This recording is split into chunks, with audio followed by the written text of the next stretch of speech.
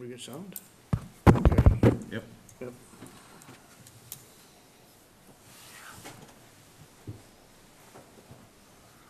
Welcome to another water and sewer regular meeting. It's October 3rd, 2016.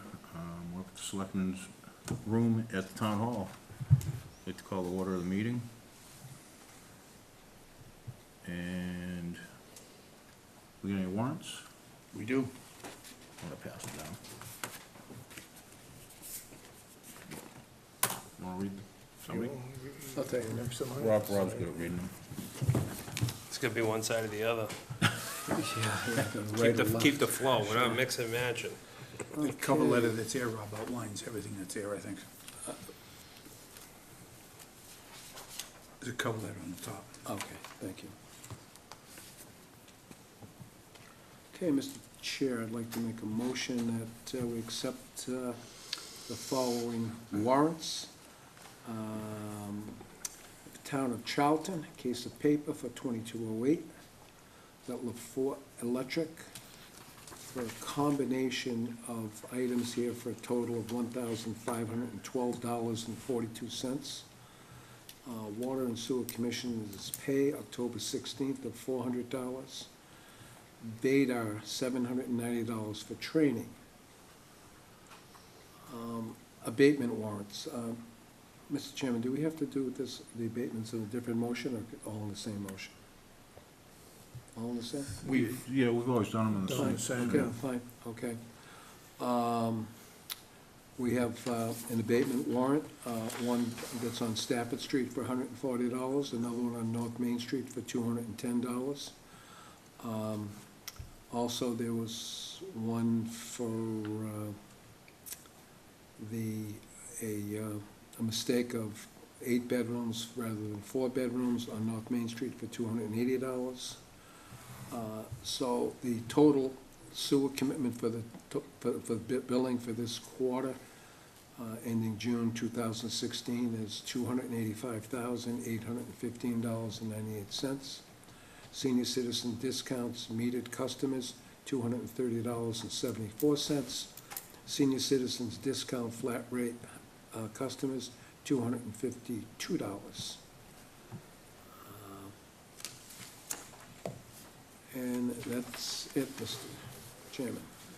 Yeah, that's all of my Those motions ones. of I need a second. Yep, second, need a second. second that one. We got a second, any discussion? No discussion? All those in favor? Aye. Okay, just bear Rob? with me. Yep. Or you got discussion? No discussion. No, I Okay. have no discussion, no. No, that's one package. Now, I've got a I'm sorry. addition, I've got additional warrants here. Is that how it is, Steve? We got, or, That covered everything that you got in that pile, sir. fine, then we're done. Okay. What do you vote, Rob? Oh, aye. Aye? By all means, yes. Chair votes aye, passes unanimously. All right. While we're signing those, how about the administrator's report? Certainly, sir. Hardwood chips for the filter bed at the plant. Tomorrow, the highway department will be in to remove the old. We'll get a load on the 5th, which is Wednesday, another load on the 6th, which is Thursday. Highway will be back each of those days to spread the chips. Thank you, Highway. It certainly has helped us out. National Grid was in to meet with us today, this morning. There were some 1,600 plus customers that were attacked in that last power surge, or power outage that we had. Again, there was a $3,500 piece of gear that has been damaged at the plant, so we're in the process of picking up the claim forms to have this supported by the grid. There was a $1,500 to $2,000 estimate for a potential claim that we've had at one of the MTA stations. We're having that thing evaluated as well. The SSO at the treatment plant on Saturday, that line was plugged Wednesday of last week. That was one of the critical things that we needed to do.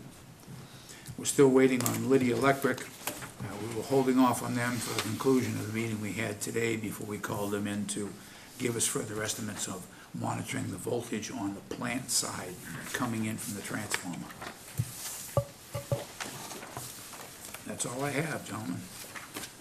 A couple of things to add to that, Mr. Chairman. Sure.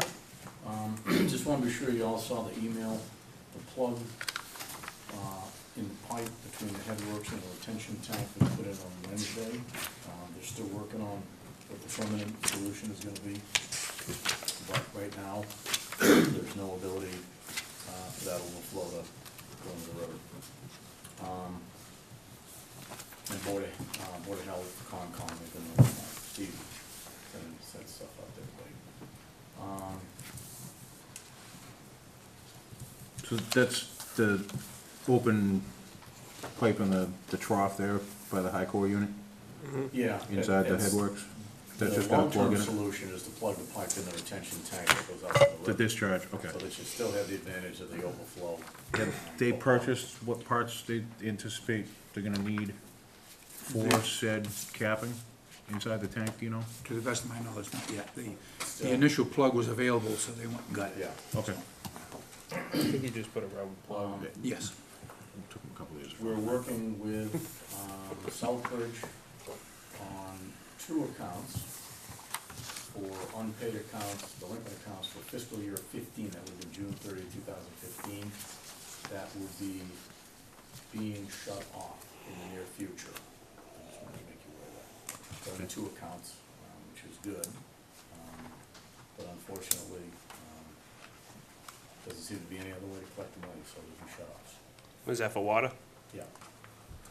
And the last thing, you've got a peer review comment response letter on Treehouse Brewery.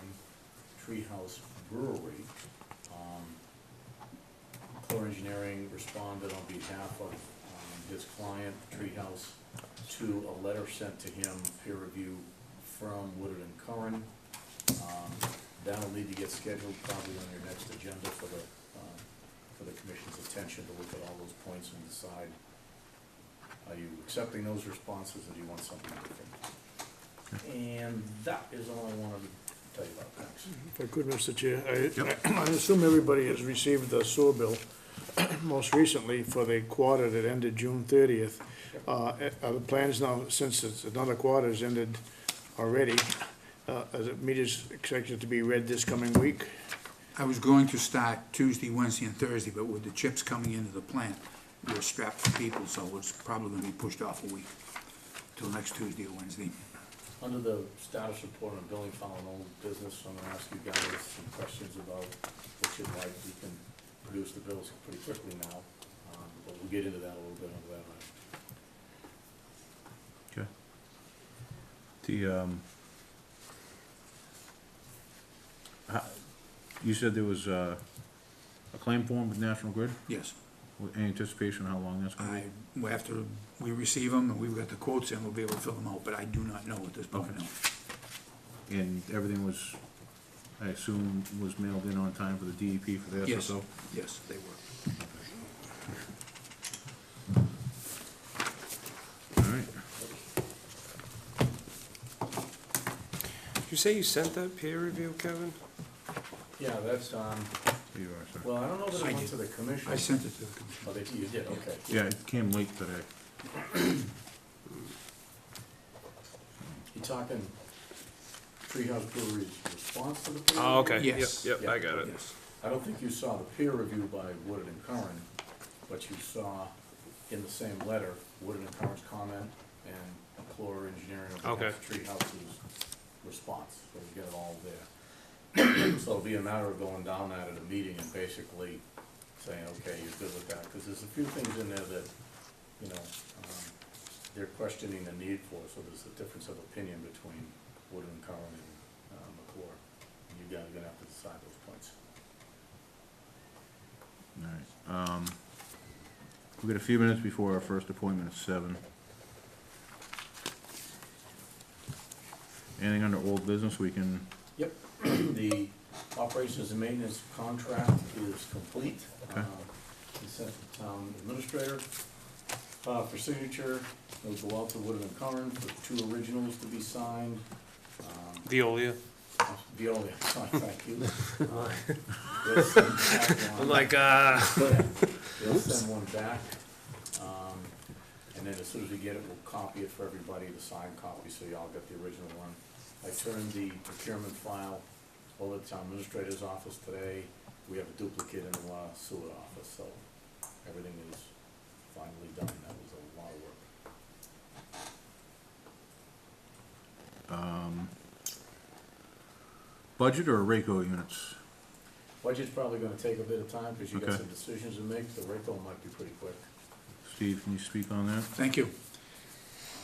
The RACO units, our alarm sending signal units from the pump stations are verbatim units. We had several obsolete units which have been replaced. They were called chatterboxes. They're no longer made either. We replaced them with verbatim units from, before we brought this to the table. We had our first issue with a verbatim unit when they came in to look at replacing the units. We were told that the replacement unit for that verbatim, that same unit, was $3,500. During the conversation, we had conversation with them about a unit that we're talking about today. They were some $500 or $600 less expensive and more dependable than the units, the verbatim units that you currently have. The unit is capable of being programmed to read more data.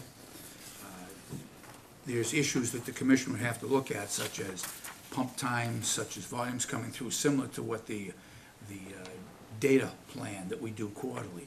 So it could possibly replace them. The commission agreed to buy a total of 6. We originally bought 3, and we agreed to buy 3 more.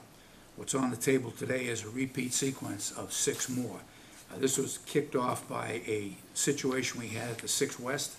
The phone line was down, the alarm was trying to send out, but what happened was the station started to flood. It just so happens that 6 West and 5 East are visited every day. So when our people got there, they saw that there was water on the floor. They took immediate actions. And part of the issue was, if that floor is flooded, we lose those pumps. There's 2 pumps there. Each pump is about $15,000 apiece. There's also the potential chance of having an SSO similar to what we just inspected or just went through. The cost of those verbatim units, as I said, was $500 cheaper to buy the new RACO units as opposed to replacing the verbatim units. Coupled with the fact that the phone bills are rough and dirty, $600 a month. We don't need any phone lines. We've already disconnected the phone lines of 6 units that we're currently using. So I'm recommending that we consider and vote to approve the purchase of 6 additional units to replace all the verbatim units that we've got left in the system. Total cost is around $17,800. There is a spreadsheet there which I had help from Mr. Joe to make it more visible for you to look at rather than listen to a bunch of words. You've each got a copy of that spreadsheet. Questions? Yeah. The service plan, that 3-year, do we have to Yes. keep renewing that every 3 years? Or is that, After the end of the 3rd year, the service plan comes with the package. It's normally 2 years, but with 3 or more units, we get an additional year on the Okay. service plans. I do not know what the cost of the service plan is So- after the 3rd year. is there a service plan that's needed? Obviously, just like Verizon, AT&T, or something like that? That service plan is required to maintain the communications link, yes. Okay. So do we know how much that is? Well, once the 3 year is up, I believe if you redo the contract for another 3 years, you pay for it too, and you get the 3rd year free again. It's like a discount price, I believe. But do we know how much that is? It would, I assume it would be the same price as what was quoted on it. I can double check with Jamie to get a more definite answer for you. So the $2,900? The $29,901 is complete cost. And then there's $160 for the booster situation. Some of the units are out there in a valley, so we put boosters on them in order to show we get a good signal. But the $29.99 includes the unit, Yes. right? The unit and the service Can't do plan. that. Yeah, so that's what I mean, it can't be that. Because you've already paid Because for we already the bought the you bought unit, we wouldn't be buying another Right, I unit. believe the service plan is $795 for the 3 years. For Okay. each location? Yeah, I think so, yeah. I can, again, 3-year standard service plan with web portal, it's included in that price. Yeah, for Right. 3 years. What I'm saying is, After the okay, 3 years is up, Yes, okay. right? Do you- so we got about, what, $300 a year? Or what, How deep are we into the contract we're in right now with them, Brian? We got our first units installed, I believe, Christmas? Was it Christmas? Right around Christmas time? So it's just coming up on the first year? Yeah. How do you like them? I think they're good. You can do a lot with them. You can, hook them to your pumps. You can hook your lead wires to the Rayco units. You can track I with them to, figure, how fast your pumps are running and for how long. But there's quite a bit you can do with them that we're not doing with them currently. So if I may, Mr. Chair, it sounds to me like the costs are actually somewhat similar. By the time we add up all the phone plans and everything else, it might be a little closer than what we have here. But we're getting a much better system for our money. Because if you still add $300 a year, you had the phone lines are what, $30 a month per line, right? If I may, Steve, what did you say that the phone bill was, the annual? 600 a quarter. Oh, 600 a Quarter. quarter. Okay. And these units, they can actually replace our data recorders that we have? I believe so. From what the information we've had, I'd have to. I don't push the think we're question. utilizing them to their fullest capabilities. Okay, but it would either not replace it, I guess we could also, it would be redundancy Right. as to Right. where you can, back it up. Yep. So the other big question is, can we afford these? There is money available in the capital replacement budget for those, yes, there is. Looking for a motion? I'll make a motion that we go ahead and approve to buy the other 6 units. Yeah, I think that's, for the sum specified here from Steve. I'll second that. Second for the, Is there an expected life on these units, or since we're technology. we're guaranteeing them, paying for that, if one fails, then we're automatically gonna get another one under the clause here that warranty. we're paying for, so in other words, they would essentially last forever. As long as we keep paying As long- yes, a yes, premium Yes. on the insurance of it. yes. If I may, Yeah. Mr. Chairman, this will give us a total of 9 or 12 of 12. these? 12 Because function. we bought 3, then bought 3 more. Yes, And now we're buying 12. a total of 6. 6. So we have a And that- total of 12. Oh, And that'll give us the correct. one backup too, right? Yes. 11 pump stations and one backup. Okay, and so once we buy them, then we have an annual service fee, Yes. and that service fee. After the first 3 years, because we're included, the first 3 years, that's included in what we've got. And then it's a service fee the year 4, 5, and 6. Okay, so when we buy these, we're prepaying for the service fee Yes, for the first 3 years. yes. So what's the service fee gonna be in year number 4? That's what we were asking before, after the equipment's paid for the first. Yeah, right, yeah. No one seemed to know if there was a change in, or if it stayed the same. But I remember it's like $300 per unit, wasn't it? Something like that? Yeah, 360, 300, sticks in my head. From when we went through this earlier in the year. We'll get that verified. Okay. Is there any labor savings or anything like that that helps you guys out as far as you, on your end? Like, is there anything that we're not seeing that these data recorders are gonna give us a little bit more, help with, or makes the plant run or the pump stations run a little Well, better? For instance, what you're paying for McClure for at the pump stations, how they record the pump time, run times and everything like that, Mm-hmm, these Rayco units would do that also. okay.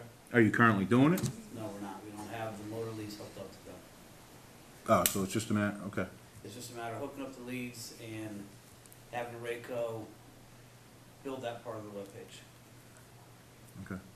Is there a fee for, I don't Addition- think there's a fee for it. I think they said that they can include that for us because we're buying a decent amount of them. So should we include that in our purchase order, that they will hook these things up? So we To- don't get to what, to charged the- extra? Well, for instance, the motor leads.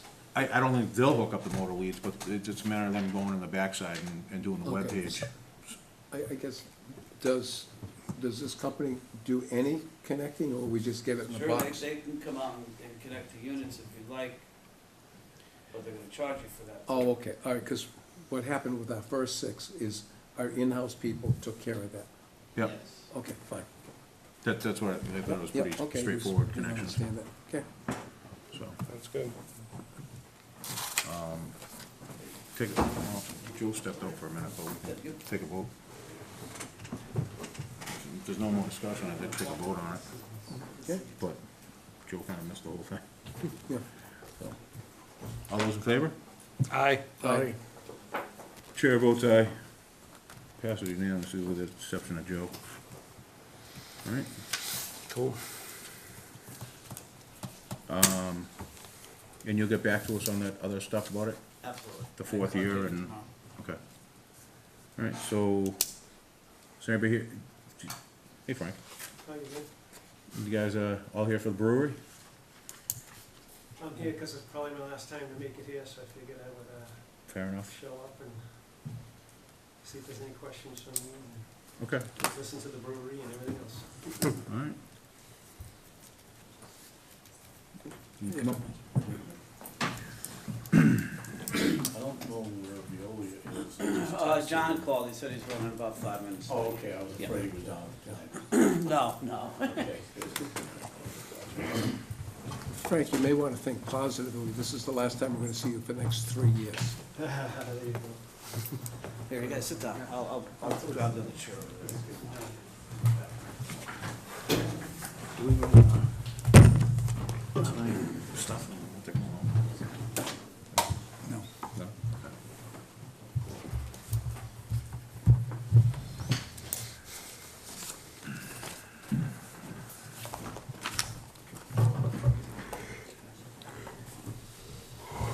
Don't start that.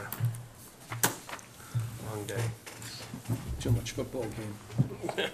All right, What a terrible one at that. this is all the pre-treatment we're going over? So let me try to set this up for All you, right. as chairman of the commission. As you all know, we had a meeting a couple weeks ago with Treehouse Brewery's representatives to chat about what were they proposing for pre-treatment. You had sent them a letter telling them they had to pre-treat. They requested a meeting to get a little more information. So Paul attended. We had a couple engineers from Viola, a couple engineers from, don't remember who it is, on behalf of Treehouse Brewery. Steve and myself, Brian, and I think we had one lawyer, because no meeting was complete without at least one lawyer. So, and we certainly had enough engineers. So, we had a freewheeling discussion about pre-treatment. Long and short, and I think I briefed you last week about the result of that.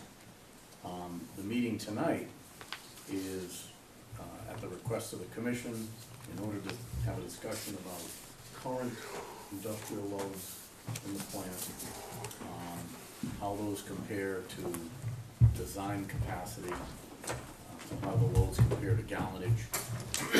I think the commission's aware that those two things are kind of out of whack right now, because we're treating about 50% of the gallonage, but we're much higher percent of certain industrial loads, TSS and BOD, specifically ammonia, and there might be some other parameters. So Treehouse Brewery has just risen the question, that's all they've done. The question being, for them and for any other large applicant, how much are you gonna require of pre-treatment to not further add on to those loads? But in addition, you already have a problem where we're getting more load than is proportionate to gallons, I guess is the way to say it. So, the purpose of tonight's meeting is to have a discussion about that, and the commission gives some direction to the operator and to staff, and Viola will be here as well shortly, I guess, they said they're on the way. Because we kinda need some guidance about what you're thinking, because we can't tell Treehouse Brewery anything more than what we've told them at this point, until the commission starts making some decisions about all this. Treehouse Brewery wants to come in and meet with you sometime soon. You need to meet with them to go over that peer review on the water connection. So that would probably be the same night to chat with them about these industrial loads and what your expectations are for pre-treatment. So if that makes sense, hopefully, as an introduction, maybe what makes sense next fall is for you to kind of, I know you've done some calculations with respect to where those loads are at this point. I know there was a chart, I don't have that unfortunately. But maybe you want to comment in kind of a general way about where we are at this point. Sure, I will. John Penn's from Viola, I think he met the commission. How you doing? He's gonna make you sit next to me. Hey, I know. Oh, yeah. Good on you. Great to see you.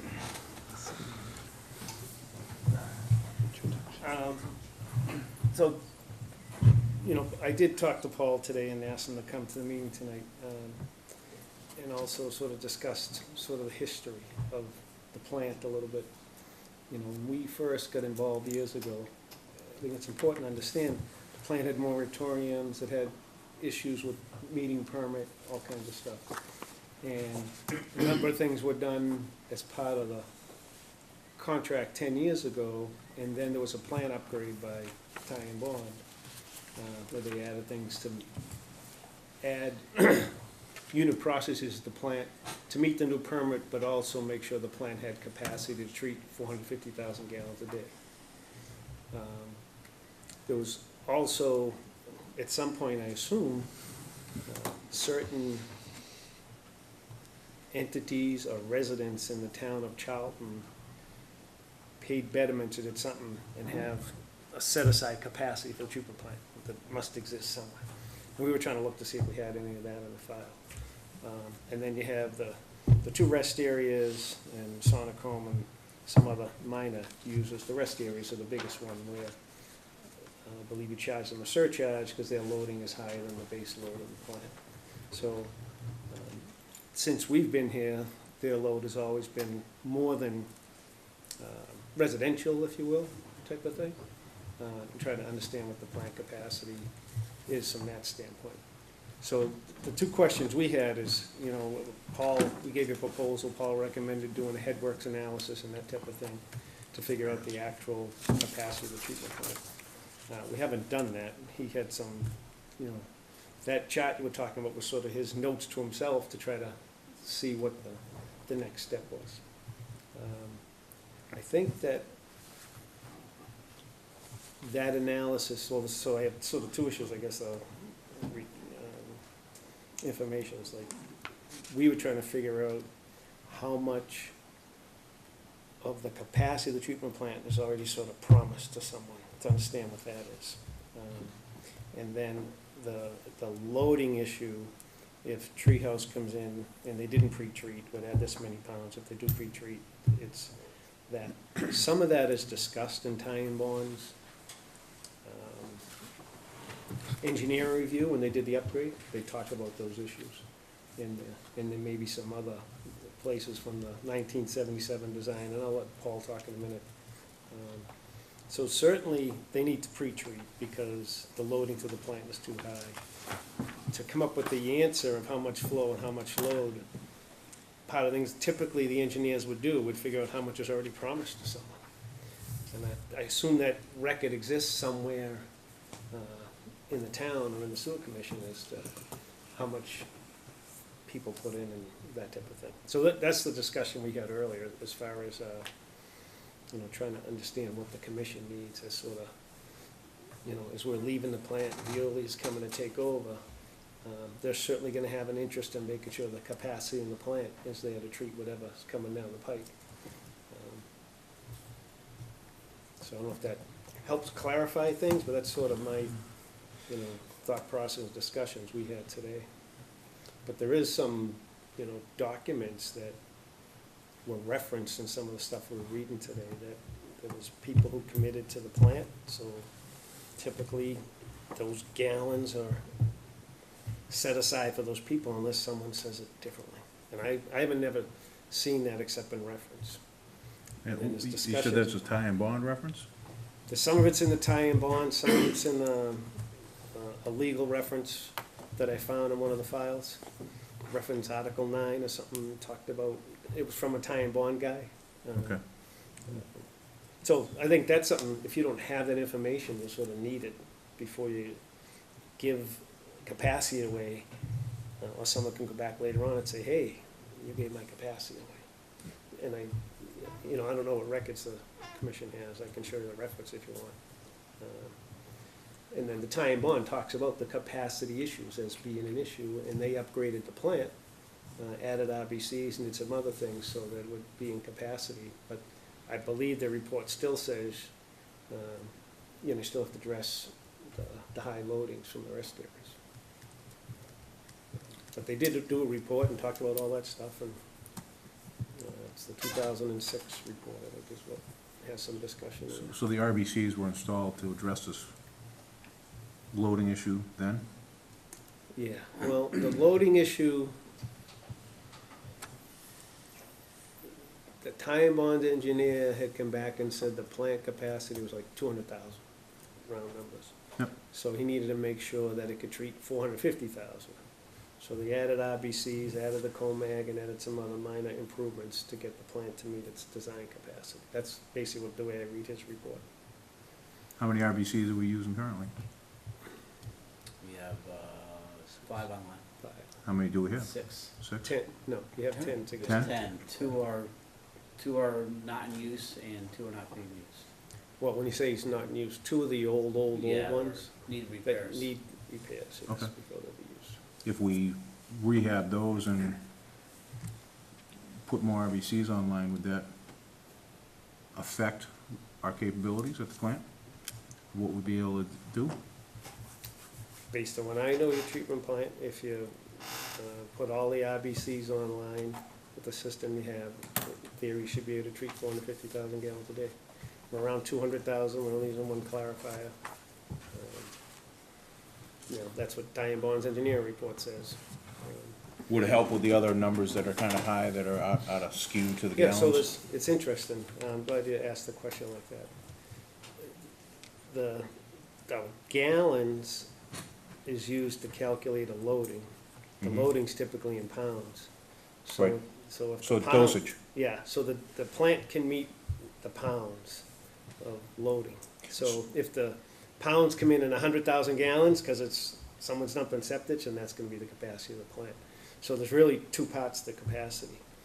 One is gallons, but that gallons is based on normal residential concentration. Right. So if your pounds is higher, your gallons are gonna be lower. So if your gallons increases, Yep, you may be able to accept more pounds. yeah, but you still have capacity. The question is how much. No, if you're within your capacity limits. Yep. So you could increase the gallonage. Yep. And still be within your legal limits.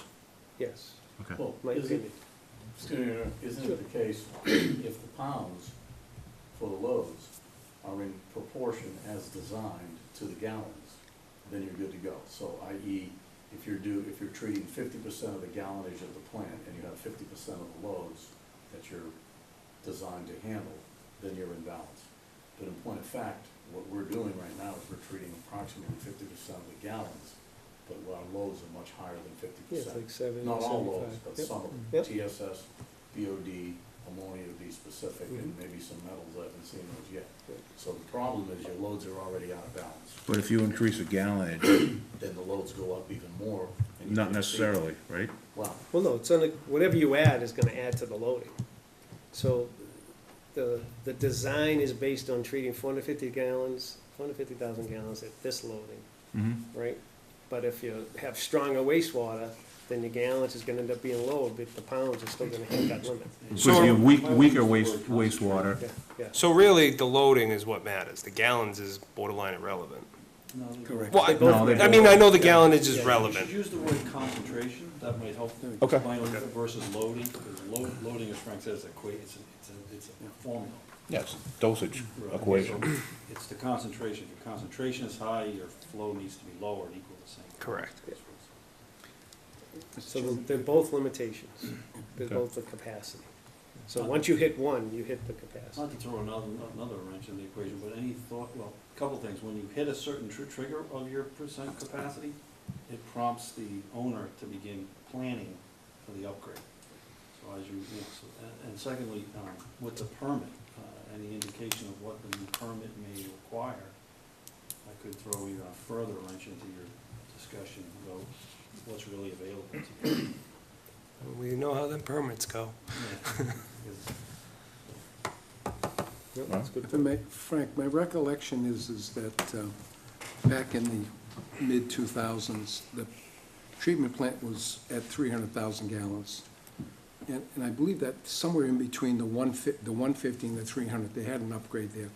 But the history of the plant started with the MTA / McDonald's coming down and saying, look, we'll make a major contribution here. And I believe the amount that they said was they needed, I thought it was 81,000 gallons for their 2 sites.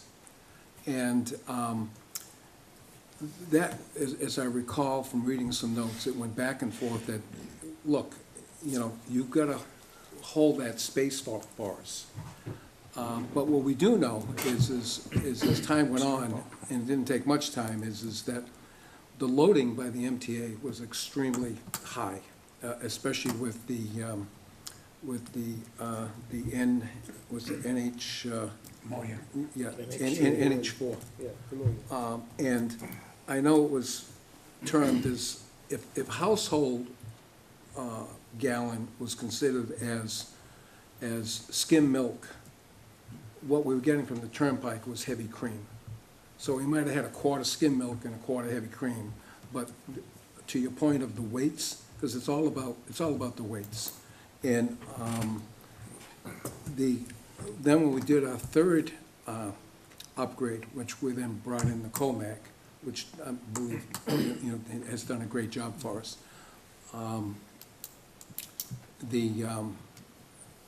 Then that allowed us to go to the 450,000. I believe the trigger number is 400,000. Oh, for the future stuff, it is. So, Right. reading Time Bond's report, the plant before their upgrade was supposed to handle 450,000. 450? Yeah, and what happened was they evaluated and said the plant can handle 450. So, I'm not gonna repeat their report, I was Yeah, scanning yeah. through it before this, so what it says in their report is the reason they're doing this is to meet the capacity that was actually supposed to be at the plant of 450,000. That's what their report says. Because we're currently at 450. I Right. believe- Excuse me, your name is Paul? Yes. I'm sorry, Yeah. you had put this little Right, yes. table together, and the weights that you have in here are drawn from prior reports by Yeah, the so department. what I put together in that spreadsheet was basically for my own analysis of where you were at. Right, And so I kind of put down what your design criteria is. This is from the SCA Sure. report that is based on tie and bond, and your design flow is 450,000 gallons a day, BOD 1,000 pounds a day roughly. And then what's currently being utilized. And so from that, you see, you know, your flow is only about half of what your design, less 40% of your design. right. And your BOD is about 60% of the design, so that's that imbalance that Frank's talking about. Well, the major imbalance is the next one down. Right, yeah, so your TSS, however, the real, I mean, I'll let you guys talk about, you know, the BOD and the flow, in my regard, are the critical design parameters, but TSS is also something that needs to be dealt with. And what do you think of And the ammonia? The ammonia? And the the ammonia. And the NH4? ammonia is you're exceeding your original design capacity of Right. ammonia. Right. So No. that's what I looked at, and then I said, well, what's available if Treehouse came in here? And if the component that's missing in that spreadsheet is what do you have provisions for future residential users to come into the system? You know, have you committed that additional capacity that's available now? Why are you specifically asking residential? Or just whatever. Because, yeah, so whoever is already paid a betterment charge or, you know, I to don't think get there's into a your whole system? ton. If I may even go back, turn the clock back to where a moratorium was put in place, back in '06, '07, when the economy was gangbusters, the then current Water and Sewer Commission felt that they need to put the brakes on.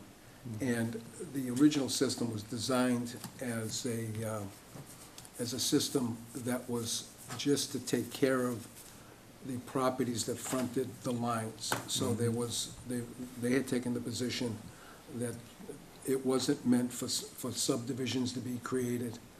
And pretty much the reason for the moratorium is that people who were charged the betterment, they said, look, we need to save the space for them. But what happened is, as time went on, people didn't connect. In the meantime, we've got a movie theater with only half the seats filled when we're paying for the whole cost of that operation. So then the moratorium was then modified to where it was lifted as far as single families, because first it was just shut right down.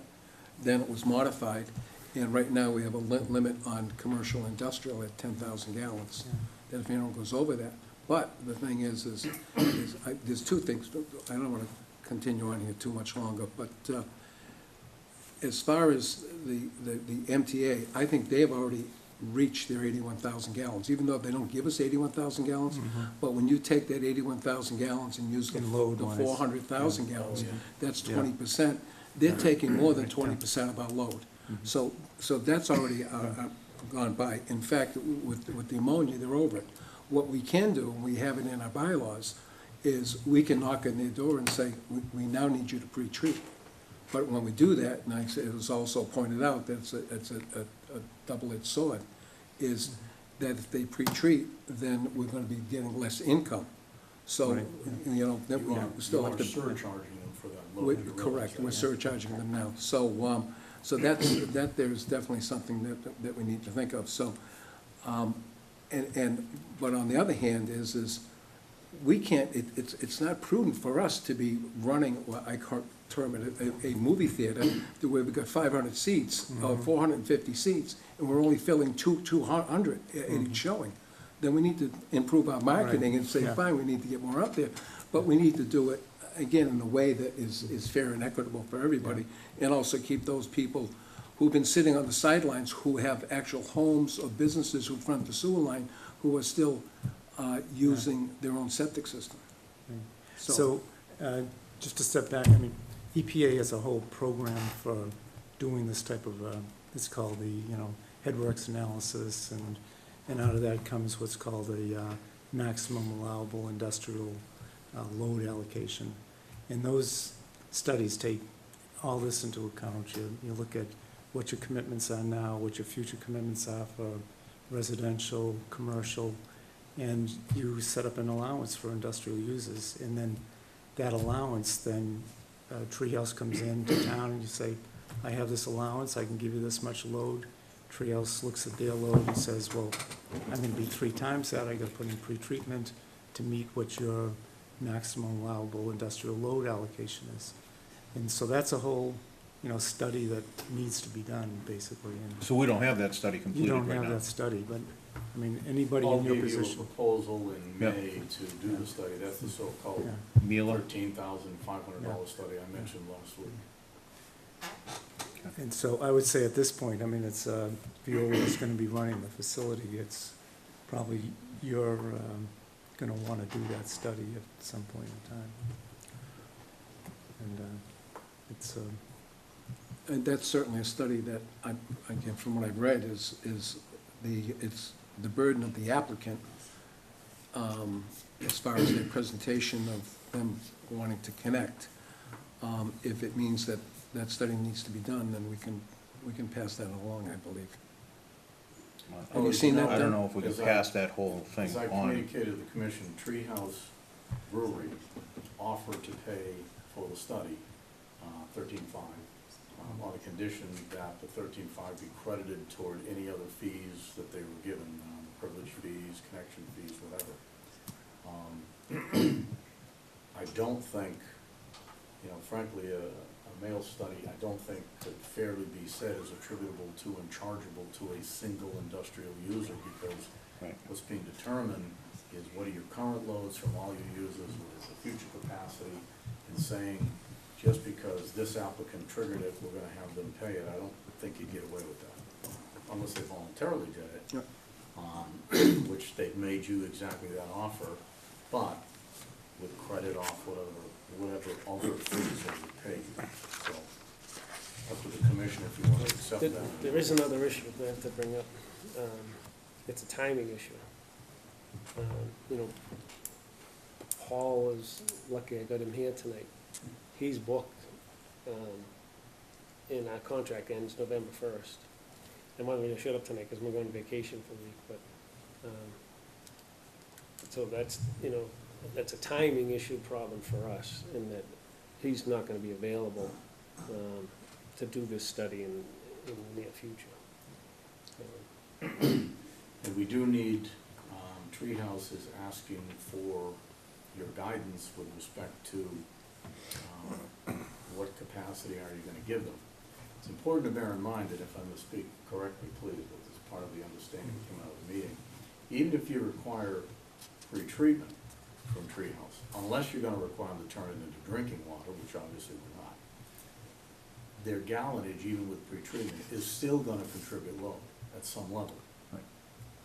The It only goes way- back to the concentration. Right, the only way it contributes to no load is it's drinking water, and even drinking water contributes low. And the good news is that it doesn't appear that it will contribute ammonia load, Right. which is really the What about problem child solids? at this point. It was solids and BPOD, I think. Right. BOD and TSS. Yeah.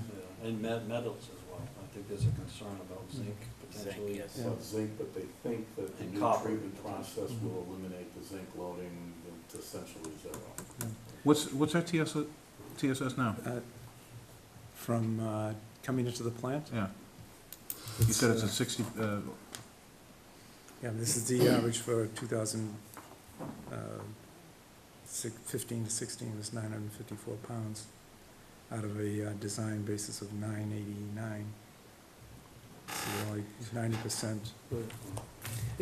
One of the interesting things I was, you know, from a background perspective, when you look at the design, the SCA design, whenever they did this in the 70s,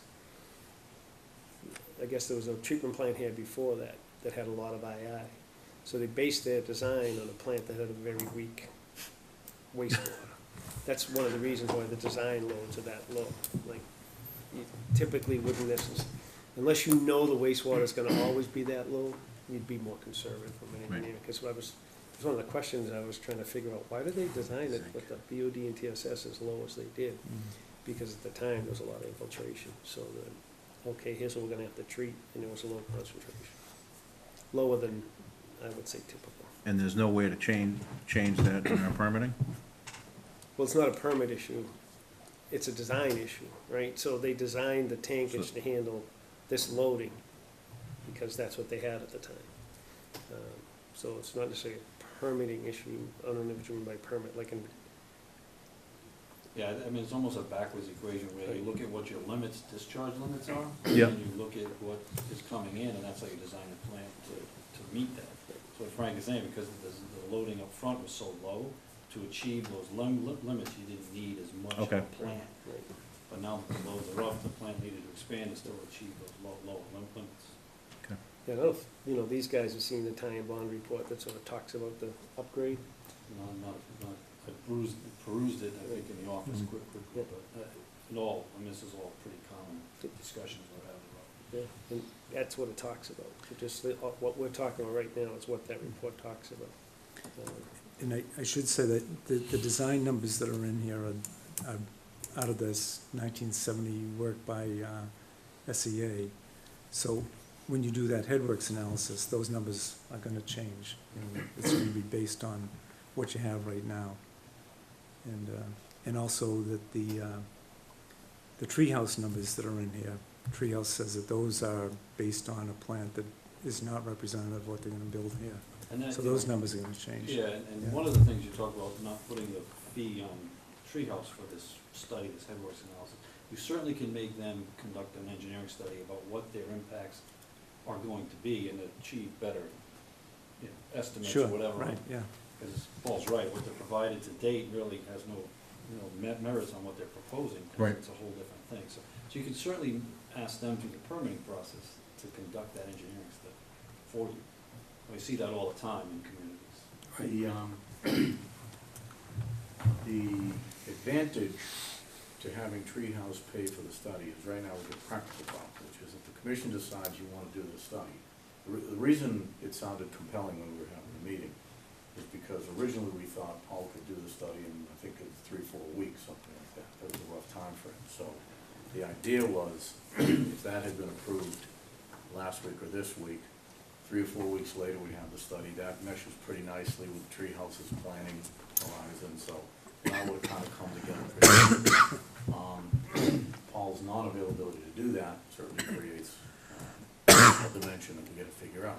Second point, you don't have $13,500 in your budget to do the study, at least not that I've been able to identify.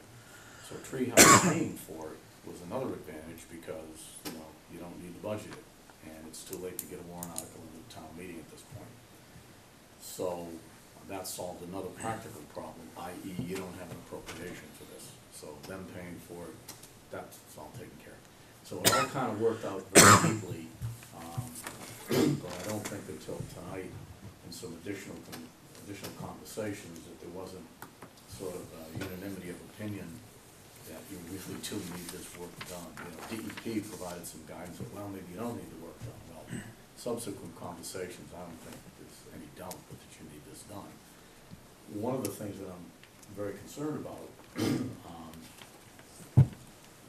I don't know if we have written down anywhere what this reserved capacity is that is paid for by betterment, but I do know legally, if somebody pays a betterment to reserve capacity, we need to be most careful about ensuring that the capacity is in fact available, whether they tie in now or the time in 10 years.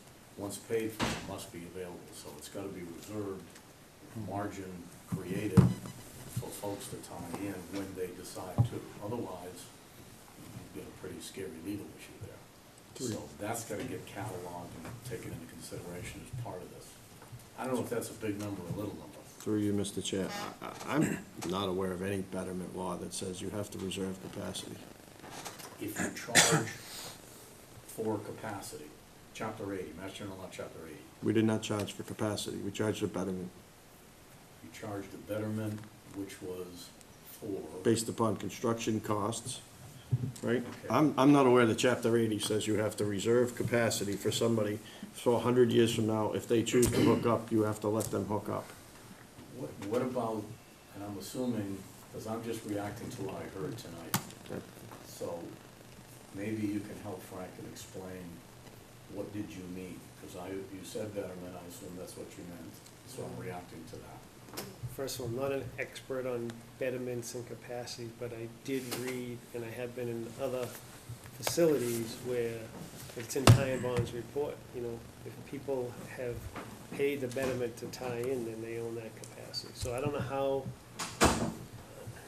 that's all, it's like one sentence in there talks about that, so I think it's just something you guys have to check out, is probably the best way I can say it. Betterments I'm familiar with, sidewalk goes down the street, water line goes down the street, sewer line goes down the street, and the neighborhood is going to be bettered disproportionately to what the general public is gonna get. Then the town has the right to charge part of the cost of that, or all of the cost of it, depending upon the benefit received in the neighborhood. Ty and Bond in that report is apparently talking about a similar related concept, one with which I'm not familiar, which is that if they pay the betterment, they're buying capacity. Now, I don't know. I also don't know the construct of what you call a privilege fee, because that is a new one on me also. I've not seen them before anyplace else. So I don't know if privilege fees were charged, and that's what they're really referring to. I apologize I can't help you, but I'm trying to get up to speed on a lot of this, and it's very complex. But I am concerned with it being talked about that we nail that down pretty quick and find out, you know, is there in fact an obligation? And if so, we quantify it. Mr. Chairman, I agree with what Mr. Spivak is saying as far as the betterments go. I'm 99% sure that there's a contract that was between the MTA and the Charlton Water and Sewer for that space, because they're the ones who came in with substantial sum of money, seed money, to make sure that this thing happened. So, as far as Chapter 80 and the betterments, I recall working on that a couple rounds ago, and it is very specific in there, that it's for the betterment charge is that the property is benefited, so the owner of those properties have to pay for it, whether you can use it or not. Versus water, it has to be available in order for the betterment to be charged. Sewer, it doesn't have to be available. You can have it, the ebb and the flow, because a sewer project can go in, and then the actual plant could be full, and they say, fine, moratorium, but that doesn't stop the betterment charge, because the assumption is that the town will work to improve the system to then open it up, and then those people will be allowed to hook or for it to be advanced. And I believe it was Gene McKnight who gave us our lesson on privilege fees. And the bottom line on privilege fees are those people who want to connect to, whether it be water or sewer, and at the time of when the betterment was first put into place, which has to be within 6 months of the completion date, is if someone was overlooked, or if in fact someone is now going to overdevelop their property versus what it was originally intended for, then you don't charge them a betterment, you use the term privilege fee, which is synonymous with betterment, but it comes after the fact. That's my understanding. Okay. I just have one other, you do the first. Just a question, if a sewer line goes by my home, and I'm charged the betterment by the town, but I can't tie into the sewer, because there's no capacity at the time I want to, Yep. then how am I bettered, and what am I paying for? Can I answer that? Is because when the sewer line first went by your house, you had the ability to connect. As time went on, you chose not to connect, and some events happened, and through growth, the sewer department put a moratorium on it, and they said, right now you can't connect, but as soon as we upgrade our system, then you'll be able to connect. And that has been litigated and litigated again and again, and that stands pat. As far as water goes, it has to be available, because remember, we wanted to charge betterments.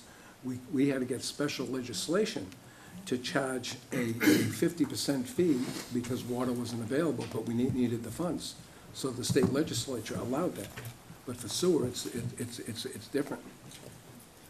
I would respectfully suggest to the commission that is a subject you want to be very, very sure of with a legal opinion. Because common sense tells me, if not wrong, if I'm paying to tie into something and I'm being bettered, and the thing that I'm being bettered is unavailable to me, then I think I've got a claim with some value there. The issue, Kevin, is, quite honestly, the issue is, if I may, Mr. Chair, Go ahead. sorry. The issue isn't that, the issue is that that you cannot, as a town, reserve that capacity infinitely. You have not paid a fee to connect. You've paid a fee, you paid a betterment fee, and arguably anybody who was on the sewer line could have connected at the time that the sewers were that the lines were put in. But as a homeowner, if you choose not to, paying a betterment is not a contract that in a future year you're gonna have capacity to connect to a sewer. And you're saying that that right is extinguished in 6 months? No. You have to, upon completion of the project and within 6 months, you must assess betterments. That's what I'm saying, but since the payment period for the betterment can be immediate, 5 years. Matters 10 years, not. 15. Betterment is a point-in-time transaction. It's like buying a home. Doesn't matter if you pay for it in cash, doesn't matter if you pay for it with a mortgage, you bought the home. Understood. Once that transaction occurs and is closed, how you choose to pay for it, you can pay for it in 50-year increments. There's no guarantee that, well, I'm still paying my betterment, so in 20 years, I can still have the right to connect. It But doesn't, you're saying that there's, and I don't think you're saying this, I'm just trying to understand, that there is zero obligation on the town to allow people to enjoy the benefit of what they're paying for? I would say, Or my, is there a structured system where you said, you have, as there is with the ExxonMobil settlement, where they've set deadlines and said you tie in by this time or you pay? When we did the betterment, did we have a structured system that said, you've got this amount of time to tie in or you lose the Nope. right to do it? no, because you can't, for sewer or water, you can't force people to tie in. And there was no, we've been through multiple periods where there's been no ability to connect to the sewer system based upon capacity at the plant and other issues going on. But the betterments are assessed at 6 months, less than 6 months upon completion of the project, betterments are assessed. Transaction happens. You, as a homeowner, can choose, you may never hook up. It's okay. But doesn't mean you're gonna reserve capacity at the plant. If you did that calculation right now, based upon the number of homes on the sewer line and the capacity at the plant, we're in trouble. I mean, I don't need a study to do that. I drive around, I know what my neighbors, who's connected and who isn't. There isn't, based on these loads, there isn't enough capacity for everybody to come tomorrow and hook up. But, as Mr. Lemansky said, you can't, if you reserved enough capacity for everyone to connect, you may never connect anyone else. It doesn't, that disadvantages the current ratepayers. Because we don't get the advantage to use the economy to scale. Right. As far as But you're taking saying it the up. obverse is true with respect to water. Because you said With that water, water, yes. you get a right to supply, and it has to be reserved. Right. So I'm Well, no, I'm no, really no, confused on the That's- logic Well, here. no, you're using the words reuse. You know what, Sure. it's fine. I mean, Okay. if the commission is Let's- sure of this, and you're sure of the ground you're on, then don't worry about my concerns, because it's fine. What we have fallen, But I am concerned that you've got a report that says it too, so my The report bona reserve, fide consultant Yeah, that Kevin- should know what they're talking about, so the word reserve was used in the report by tie and bond relative to the sewer. And what I'm, like I said, I'm 99% sure what you're referring to is a contract with MTA. That's the only one that I know of that they Okay. actually had that. I do have, I just have another comment if you want on, when I'm here on capacity. So, and this is for him too. When we first came here, and the plant had a lot of issues, we modified the process to a hybrid activated sludge RBC plant, which essentially, in the plant, was really easy to do, and we just tied the bottom of the car fire and let the sludge recycle, and it actually grew activated sludge in an RBC plant, but it provided more capacity. If you were to, so we took advantage of the piping and everything here to make the plant more stable. So we did that like year one when we were here 11 years ago. When Ty and Bond did their report, they didn't count that. Okay, so if they were to model your plant right now with this loading, they'd probably say, you need 7 RBCs, you're only running 5. that goes back to what I asked early on. Is there anything we can do within the confines? Well, that's why, Yeah. I was just, within the physical plant, and this could be something that these guys could model and try to understand how much capacity is the activated part adding on top of the RBC part. It certainly has helped, and we're doing, the permit says remove as much nitrogen as you can, so we're using one tank with the air on and off. When you recycle, you get some nitrate back and denitrification. So there is some of that going on in the plant that's not in Ty and Bond's report. Just, so there is some additional capacity there that, as the operator, it works good. And we've been there for 10 years and been doing a good job. Yeah, but if it's not engineered in your facilities plan, then you're not gonna get credit from Right. no, that's, that WP 68 and all that's been submitted, yeah. It's And, just, and I would point out that if you did the headworks analysis, that would bring all that to light and increase the capacity of your Right. plant. So, that's And what that- I'm, That's the time constraints you guys don't have, is completing the headworks analysis? Do you guys offer this Veolia, or? We don't as a direct firm, but we can subcontract. It's an engineering study, and there's a plethora of engineers that would be happy to do it. We could certainly handle it through our contract, through our, Okay, it wouldn't be a Veolia sanction. but it would come under the engineering part of the contract? Okay. Now, does we get, pardon me if I Go may, ahead. Mr. We get certain hours, I think, built into the contract, right, for engineering and stuff? Does, 120 hours. Per year? sorry, would some of this get used, so, like, let's say, for example, it's $12,000. Treehouse pays 6 and the town pays 6.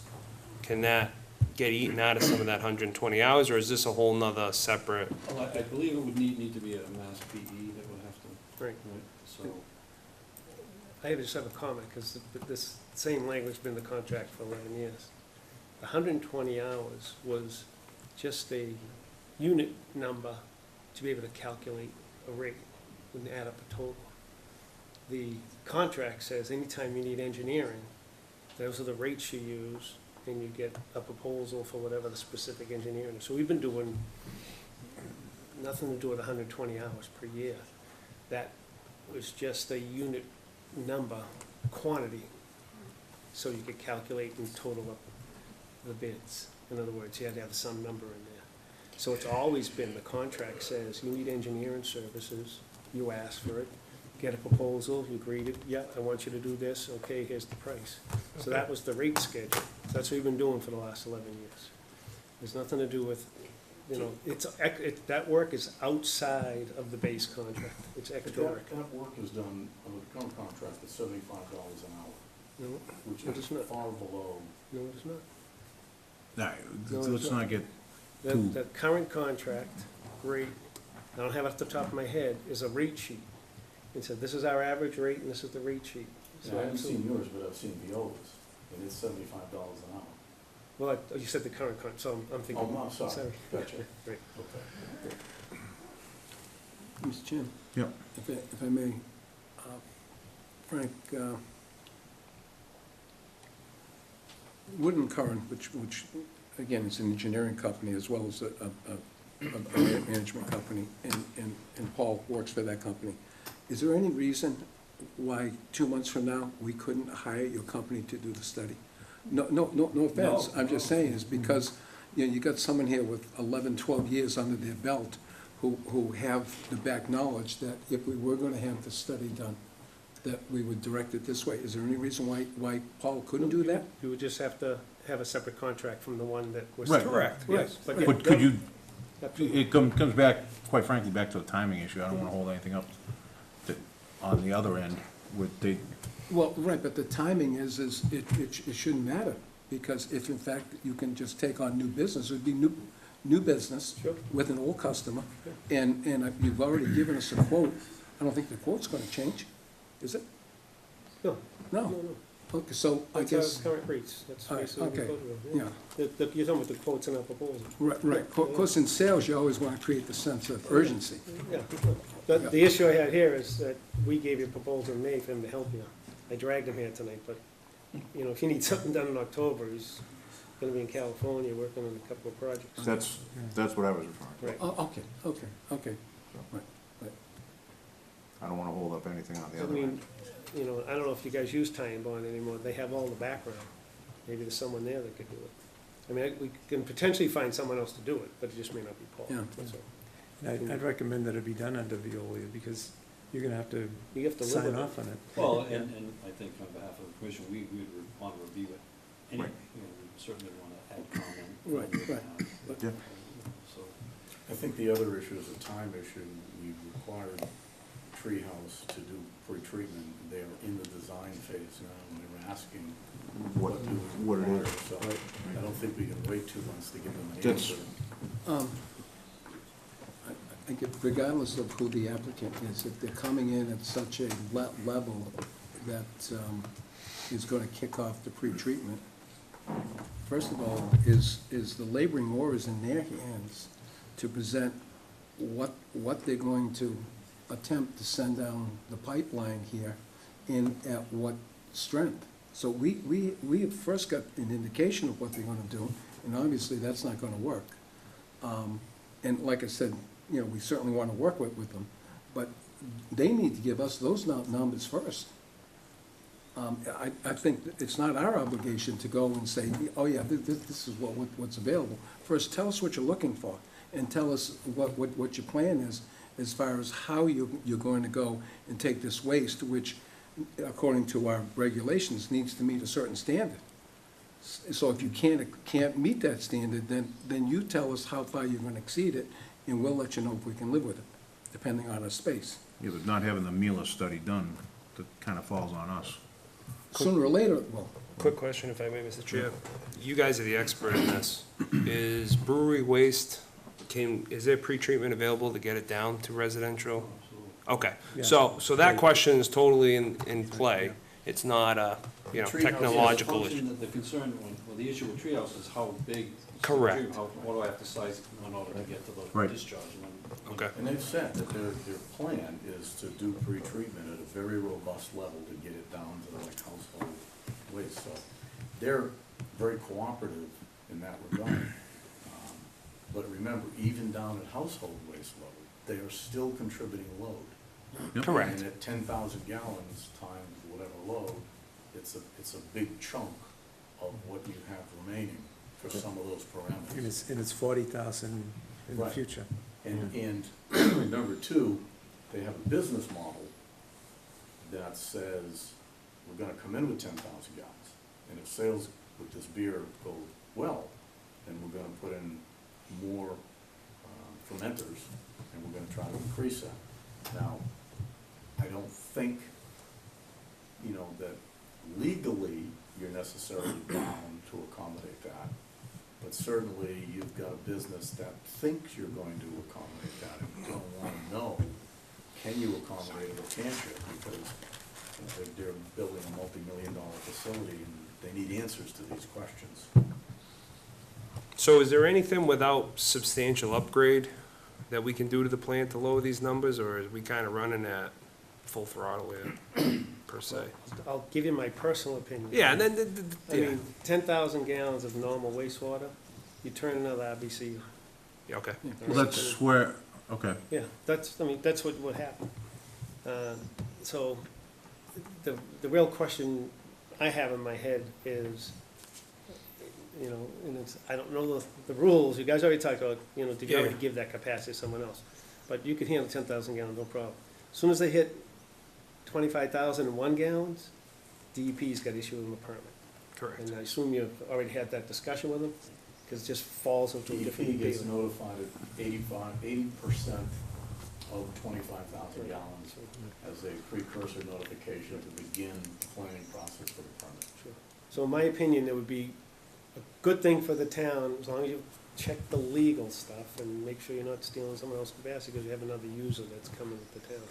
But handling, you know, I wrote a letter when the moratorium, when they're asking me, can we have more capacity? And I said, oh yeah, we got the plant, you know, 50, 100,000 gallons, I have no problem with that, once we get the hybrid system working and all that.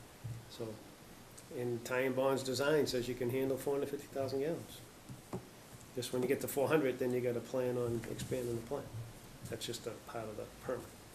You have to have a plan, it doesn't say you have to expand right away. Right. You got to come up with a plan, you got to address it, you know, so. So if I'm hearing this correctly, I'm sorry. no. We can tweak a couple things, maybe to get these numbers a little more in line or handle a little more flow. So we're basically not at the point where we gotta say, okay, boy, we need another 750,000 or $1 million to put in a headworks unit or, you know, something to you know what I mean, to really kind of start getting at things. We're not quite there yet, right? If that's what I'm getting at? Yeah, that's Okay. right. Sounds like for their initial startup, but I think the We need to come up with a plan. long-term, We need a long-term plan, absolutely 100%. which includes them, you know. Yep. Yeah. We gotta know when they're gonna hit those numbers, potentially. But tomorrow or this winter, you know, we're not gonna put Veolia in violation or stuff like that, and, you know. It would actually be helpful to really, to know exactly what they What they're propose gonna to propose. discharge. I mean, it's really- Absolutely. We're guessing, and I think Right. Frank's absolutely right, but really the onus is on them to say, this is what we're Yep. proposing, and they haven't done that yet. That's right. So it's close to domestic household waste, and it shouldn't cause any, that's, Okay. should be fine. So basically, as you guys, as the experts, and us as just people who arbitrarily make rules and so forth, residential waste is a good target for us to give to them, or standard? I mean, you know what I'm saying? I don't wanna go, Concentration. or concentration. Yeah, I would go the other way. I would wait till I hear from them and then review it and comment back. You know, 'cause it's like anything else. If you tell them you go down to 150 milligrams per liter and they're in the process of designing their system, that's what they're gonna design. But doesn't that work both ways? They're gonna, you know, they're not gonna, Yeah, but we're gonna show, they're gonna wanna treat as little as Deeper possible. pockets. What's that? I was just gonna, they've got deeper pockets probably, so I would want them to do something robust, you know, more robust than put the emphasis on. Well, shouldn't we say, get to residential strength, and if you can't, we'll talk about the middle? What if it's And not your enough? residential strength is low, based on your design. So at a minimum, I would say, well, get to the strength that the plant was designed for, which is lower than typical residential. Okay. You know, you don't even wanna tell them to go to medium strength. I mean, that would be the, you know, you have a design that says, meet these BOD and TSS, that's what the plant was designed for. You wanna give us 10,000 gallons, meet that. Okay. And that's pretty low. It's not, that's lower than, you know, average residential strength around the state. Mr. Chairman, since we bill our water sewer customers by the water used at the facility, Mhm. when we talk about the trigger of 80% of 25,000, so it's 80% of 25,000 of the water meter? There's gotta be an industry standard for something, I don't know how much. Well, and again, no matter who There's- in this situation. They need a meter on the discharge because Wouldn't there they're be a- gonna be bottling beer. Right. Wouldn't there be a ware or Right, something? but also what they have. Channel, and I some believe- kind of flow. They got a restaurant, they got monitoring everything out device. Yeah. They, Sure. Yeah, yeah. It's That's part the of the, typical thing you would do with Right. an industry like this, is they'd have a flow meter for the sewer. Right. Yeah, I think that's what they said. But, because I believe this was months and months ago, when this was first talked about, is they use quite a bit of water in their cleaning process. So, That's- Still goes down the sewer. Yeah, so goes on sewer. yeah, okay, it so. might trigger them to wanna put in a gray water system, you know, where they recycle that, Yeah, you know. yeah, and I think no matter who the applicant is, it's the duty of the commission to try to get, Yeah.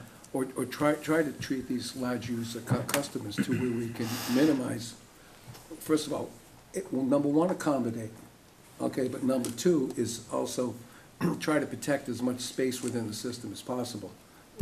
Again, we only have a small space there, and Frank, you know, there's limitations on that flow of that brook. Mhm. So that's, you know, again, I think the plan was always to go to 650, but the only way we can get there is we need some real crazy technology in order to do that. Or we gotta start doing direct flow into the ground. Some places do. Yeah. Yeah. There's Yeah. places now that are making wastewater into beer though, so that's something down the road. It's true. Yeah. All right. Is that old Milwaukee? Natty Ice. I was gonna say. All right. That all you guys got? I think so, yeah. Unless you have any other questions for me. Yeah, Mr. Chairman, first of all, I think on behalf of the board, I'd like to thank Frank for all of your efforts, and especially remember those couple nights that you took us to the woodshed, relative to the humidity in the plant, and it took us time, we did solve it, And I think, hopefully you've carried that to other plants as far as how to solve the problem economically and also to maintain a lower energy cost. But again, thank you for that, and thank you for the service of your company. It was always commendable. I do have one request. One of the thoughts I have is I'd like to do a paper that covers the whole 11 years. And like to present it at New Year or something, sort of like, you know, in the business we're in, you get a contract, you fix problems, it lasts a certain time, and then you leave, and that's what happens. Sometimes people take it over themselves, sometimes lose the bid, whatever the situation is. But it'd be interesting, it was even interesting today, trying to get stuff for Paul, looking at a file from 8 years ago, I'm like, oh, yeah, gee, I remember that. Sort of going back, the problems that we solved, and, Right, you know, right. the things that, you know, were successful and some things that weren't. Yeah, and the new technology that you guys were talking about, and now I believe we're using it in more and more plants. It's one of my goals. If I do it, I'll get a copy. Okay, All right. thank you again. Thank you. Thank you, guys. Thank you. Thanks all.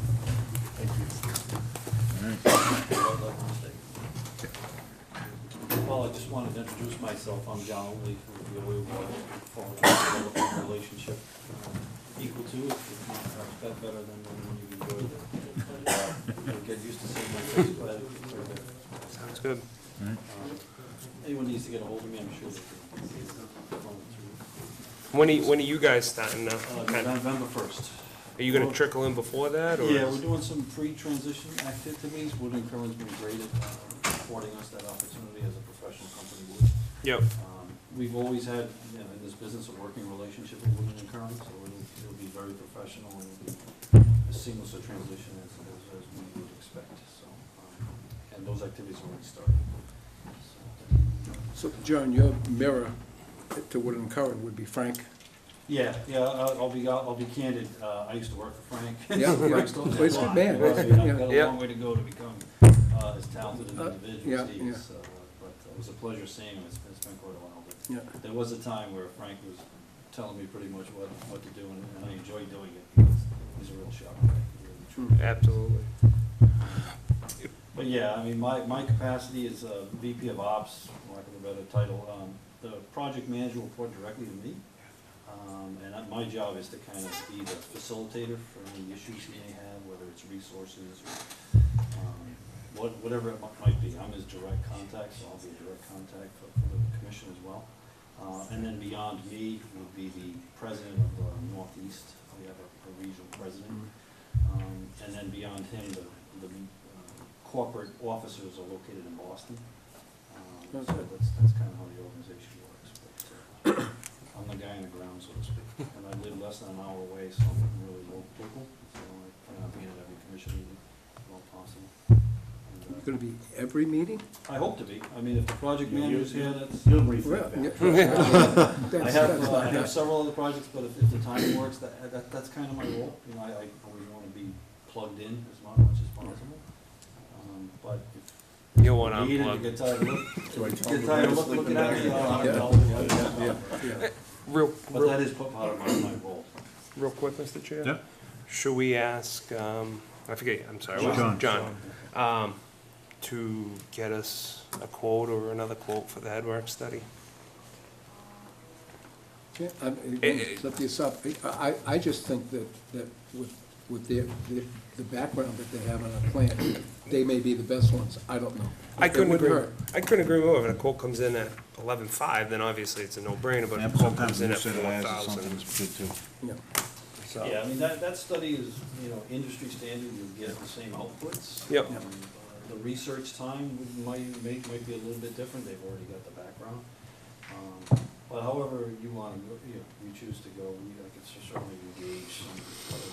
I just think it's the I due the top diligence line as a buy taxpayer. question is quite interesting because they do have as much background, but I don't know their availability or their rate structure. But, you know, it wouldn't surprise me if Ty and Bond would be in a good position to conduct such a study, given that they've designed the plan as well, so. But there are many engineers in Massachusetts that do that sort of work. And quick question, as you the new operator, how urgent is that study? Do we- I don't think it's urgent. I think I agree with Frank 100% that if Treehouse comes back with a reasonable load for TSS and UD, and it seems to fit within the domestic range at a small gallon, I think it'll be fine. But I would put the onus on them to come back to you and say what they propose to give you. And I would not give them an indication of what you're willing to accept at first. It's just not how I would do it. I would say, tell us what you're gonna do, and then have us review it. And Veolia can certainly use some of that engineering time and funnel it through our technical experts to say, hey, this is what the plan's at, even without that headworks analysis, and say, yeah, that seems okay for preliminary approval. But I think long-term, their long-term and your long-term, absolutely, that study should be done.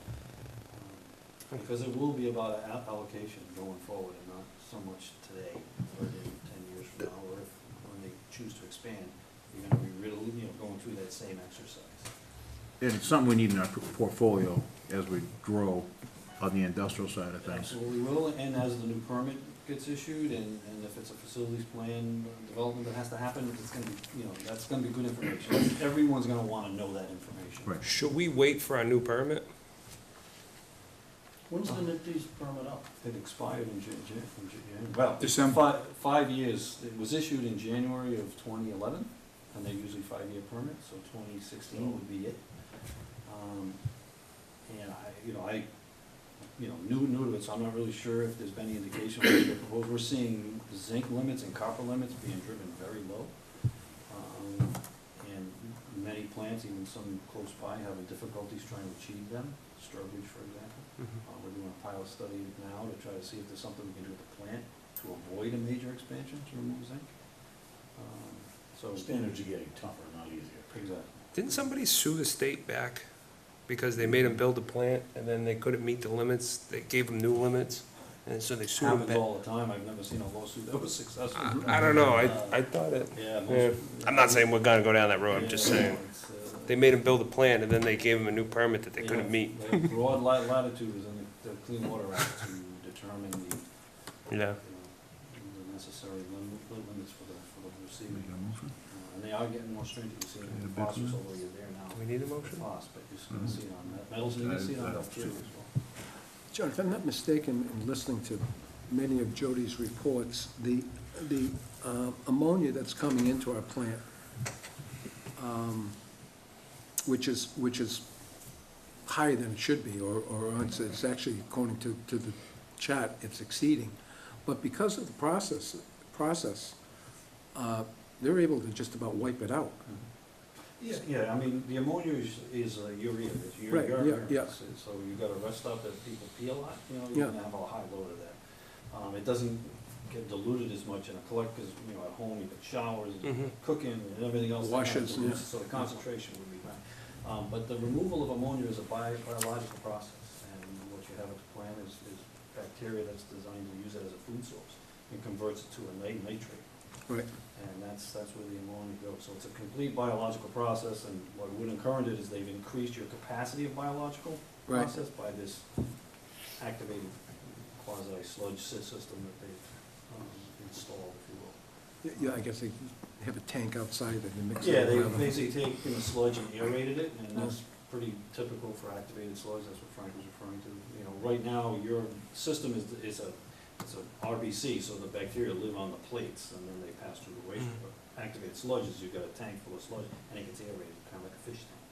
And right now, you've got a hybrid, you've got both things happening. That's how they're able to get that increased ammonia. They do a little bit up front, so that the load going to the RBCs is lessened, and they work more effectively. Can you send us that quote? Yeah, I'll reach out to some, we've already talked a little bit about it. Yeah. Might take me a few days or Yeah. probably a week to get an engineer, up to speed on what it is we're looking for. And that's the Mila Headworks study? Yeah, it's a headworks lowly, it's HW, right, they call it. Okay. Kevin, maybe we got all the files in the office, maybe give Ty and Bond a call. Yeah, if you want, I mean, I think Then what we John is saying is correct. we got 3 Quotes quotes. from various vendors are not gonna vary by a lot of Right. dollars. So it's really a matter of Well, I don't know, Rob's got a good point that been here long Woodard enough. and Curran's got a lot of experience, so you're not gonna have a learning curve that's gonna turn into dollars. Viola, on the other hand, is your operator, so maybe you want your operator to do the study. I don't think the dollars are gonna vary a whole lot, so getting a quote from Time Warner is probably just a lot of busy work, to be honest with you. Yeah, It's I'm kind of a not- matter of you guys, oh boy.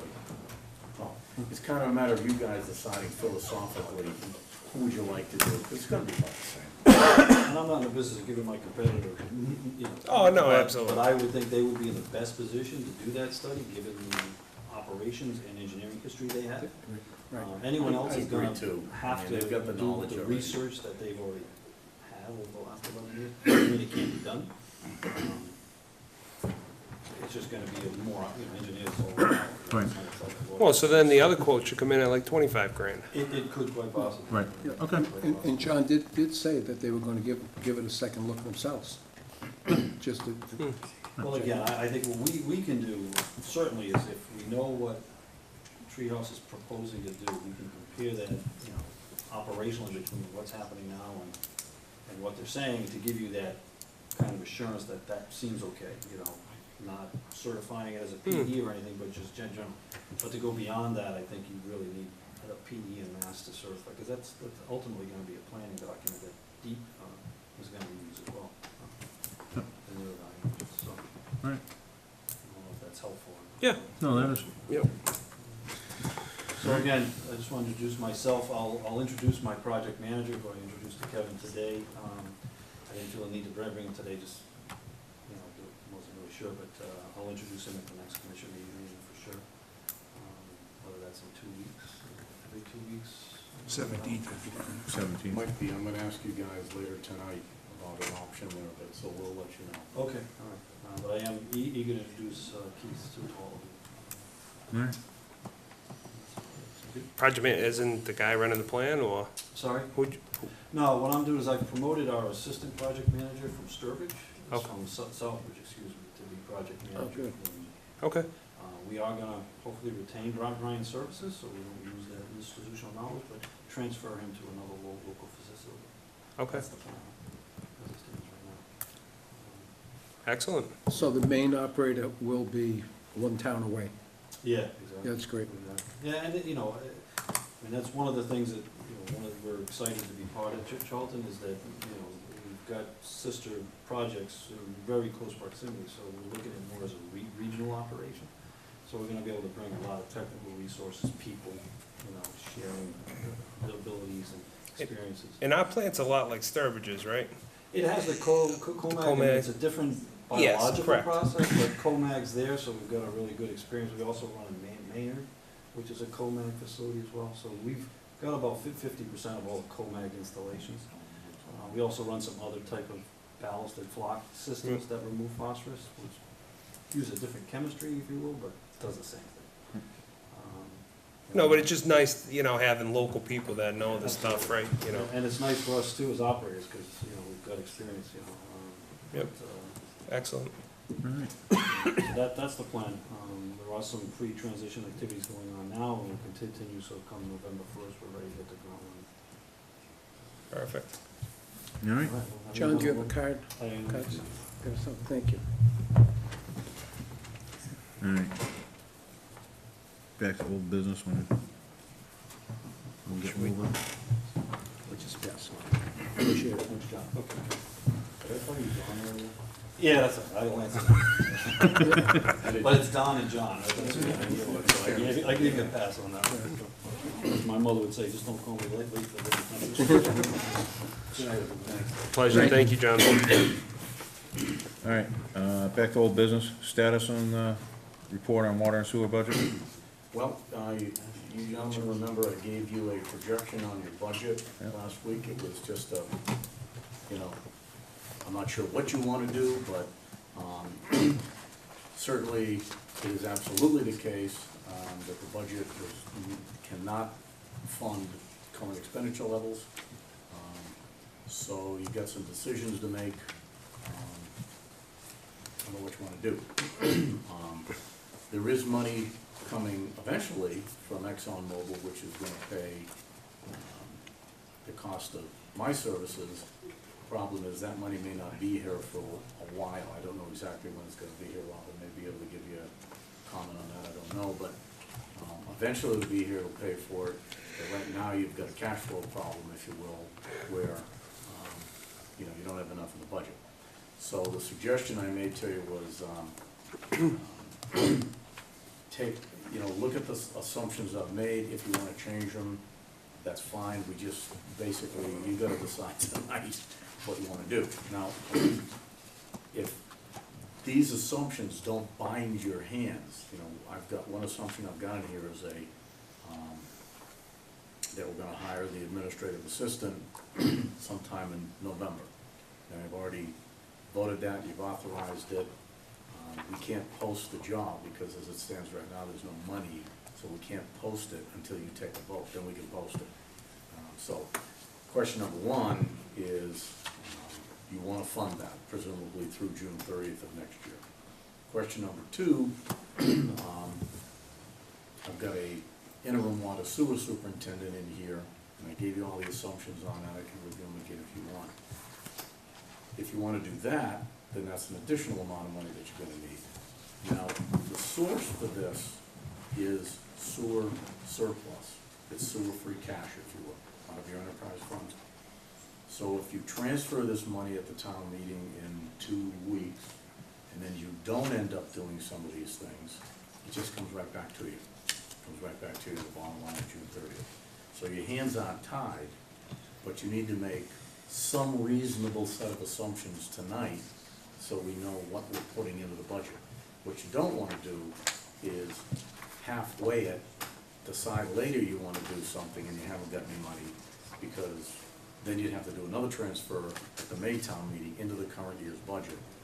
And I'm told that that's not the way Charlton likes to do business. You basically do it in anticipation of expenditure, not. So now, Carol's, well, you know, our old Carol's secretary. position. Carol's position, that's already allocated, isn't it? Well, that's been paying me and it's been paying Mary.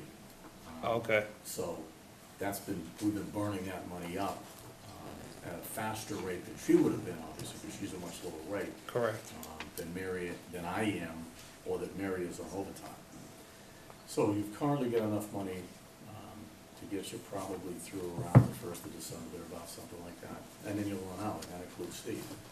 You know, you'll have no money left in the budget for salary for any position. So you've got to make a transfer. There's no, or you will have no personnel come rough and tough the 1st of December. And I can't give you a better date than that because part of this projection assumes the administrative assistant comes here in November. And part of this assumes that we still need Mary to get the next bill out, and to do some other stuff for us. We've still got all those minutes that we need to get caught up on, and that's the very next task for her. As soon as I ask you a couple of questions tonight about the next billing cycle, when you like it, because we can roll out the next bills very quick. It's really gonna be a matter of how quick do you want them to go out, following on the heels of this one. So there's all these assumptions in here, and that's driving this total amount of money to be transferred. So what I basically did is I made the broadest set of assumptions I could that leads to the greatest cost. That way you transfer the largest amount of money that I could imagine you might possibly need, and then what you actually decide to do is up to you. You're funded to do the penultimate, put it that way. You may. If I may, Mr. Chair, thank you. Kevin, I think several of the proposals are fine. My only question would be the source of the funds that needed to be transferred, because if I'm not mistaken, when we did this fiscal year's budget, we based our operating expenses based upon what we were paying Woodard and Curran. Yes. And if I, Separate line in the budget from all these. You're fine with that money. we should be way over fine for that money because we're Well, going, you're talking about the difference in the. we're going to hire Veolia at a significantly reduced rate. What I didn't do is I didn't analyze the expense side of the budget, and see if there's gonna be surplus in there. The reason I didn't do that is, I don't know off the top of my head, some towns divide their money when town meeting votes it into salaries, expenses, out-of-state travel, and new equipment and capital. And if the town meeting votes your budget that way, you cannot move money in between accounts. only town meeting can do that.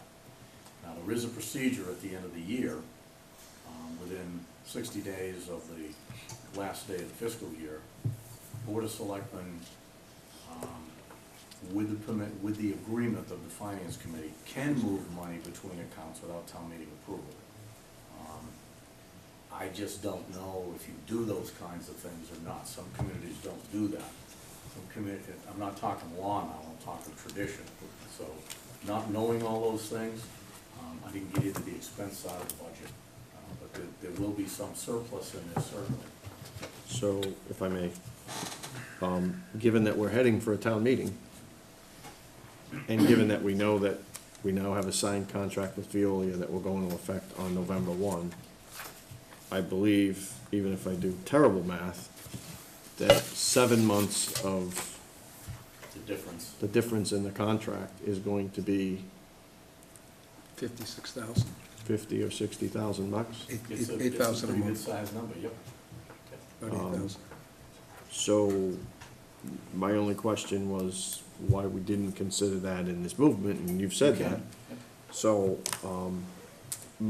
it's, first of all. Second of all, and that I believe is a simple majority vote at the town meeting, because you're moving between line items. Let me ask you a question, it might be simpler than that. Robin? Sorry.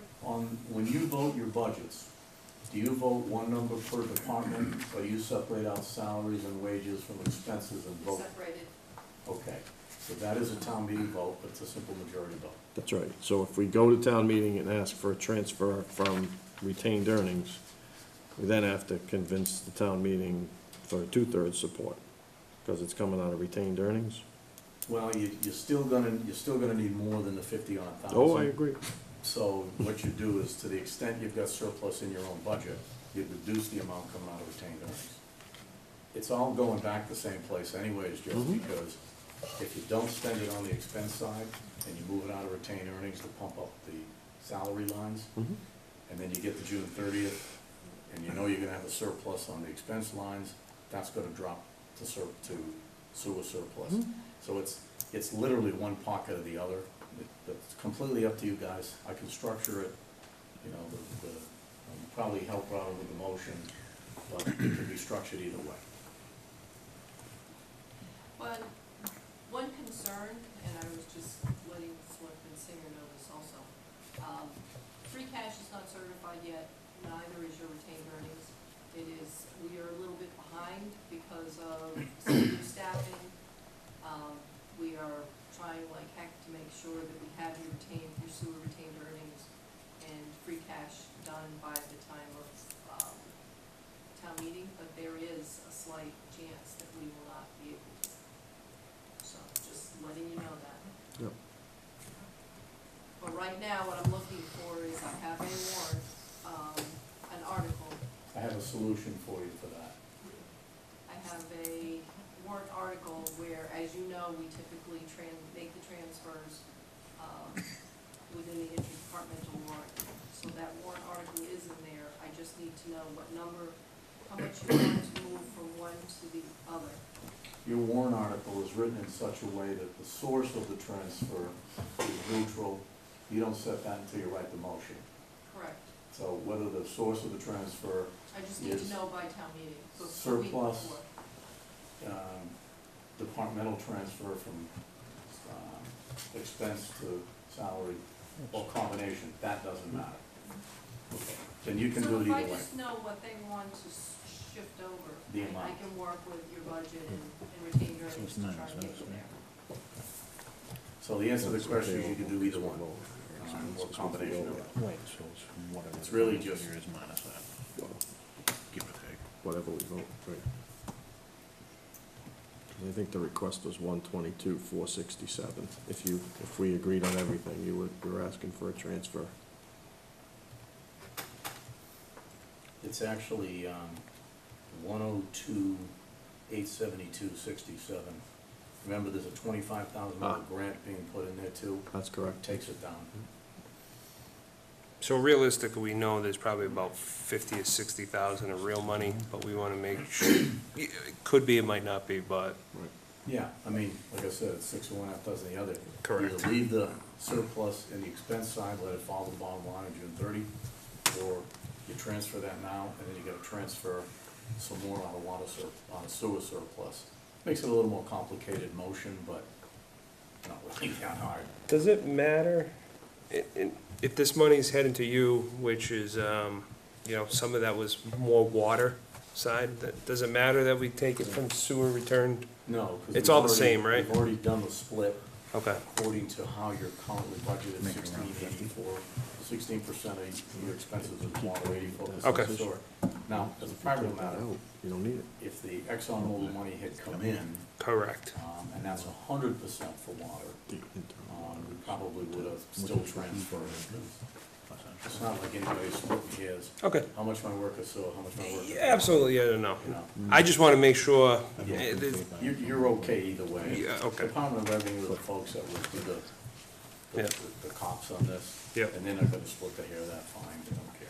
good. So if, a couple things, Mr. Chairman. We're committing the $25,000 grant from the state to our, On the water side of the equation, the water side. because that's a strictly a water grant. I thought that 25,000 was gonna be for doing stormwater. No. One of these No, grants is That for 25 stormwater. is strictly for water, Water. long-term planning, you wouldn't be able to use it for stormwater. Now, you have another $30,000 grant, which isn't in here, that's all going towards creating that work plan, because it comes consecutive. Yeah, cause we got two, right? We got, Two grants. yeah, one for 25, one for 30, yeah. The 30, I think we already allocated some of it to McClure or something to get working That was 30. between you and McClure The to, 30's not on, it's not part of this, correct. just the 25, so let's stay away from the 30 for right now. That money is more strictly defined, what you can spend it on. Yep, yep, It's really Okay. just for Yep. that consecutive so, application. So, I think you're mistaken on the 25, but I don't want to hold anyone up. I think the 25 is earmarked. So a good portion of it's earmarked from stormwater management. I can go get it, I have it out in the car, I don't have it in front Okay, of me. okay, no, again, I don't want to hold things up. Again, we can figure it out. so I guess really the choice is, there's two different styles of way we can vote on town floor. Is that what I heard? Yeah, if you wanna transfer 102,000 or thereabouts, you can transfer somewhere around half of that, and I'd have to look at that and calculate it to be sure, out of your own budget expense to salary. And then you take the rest out of sewer surplus. Or you could just take it all out of sewer surplus, because anything that's in your budget that's extra is gonna drop back into the same bucket on June 30th.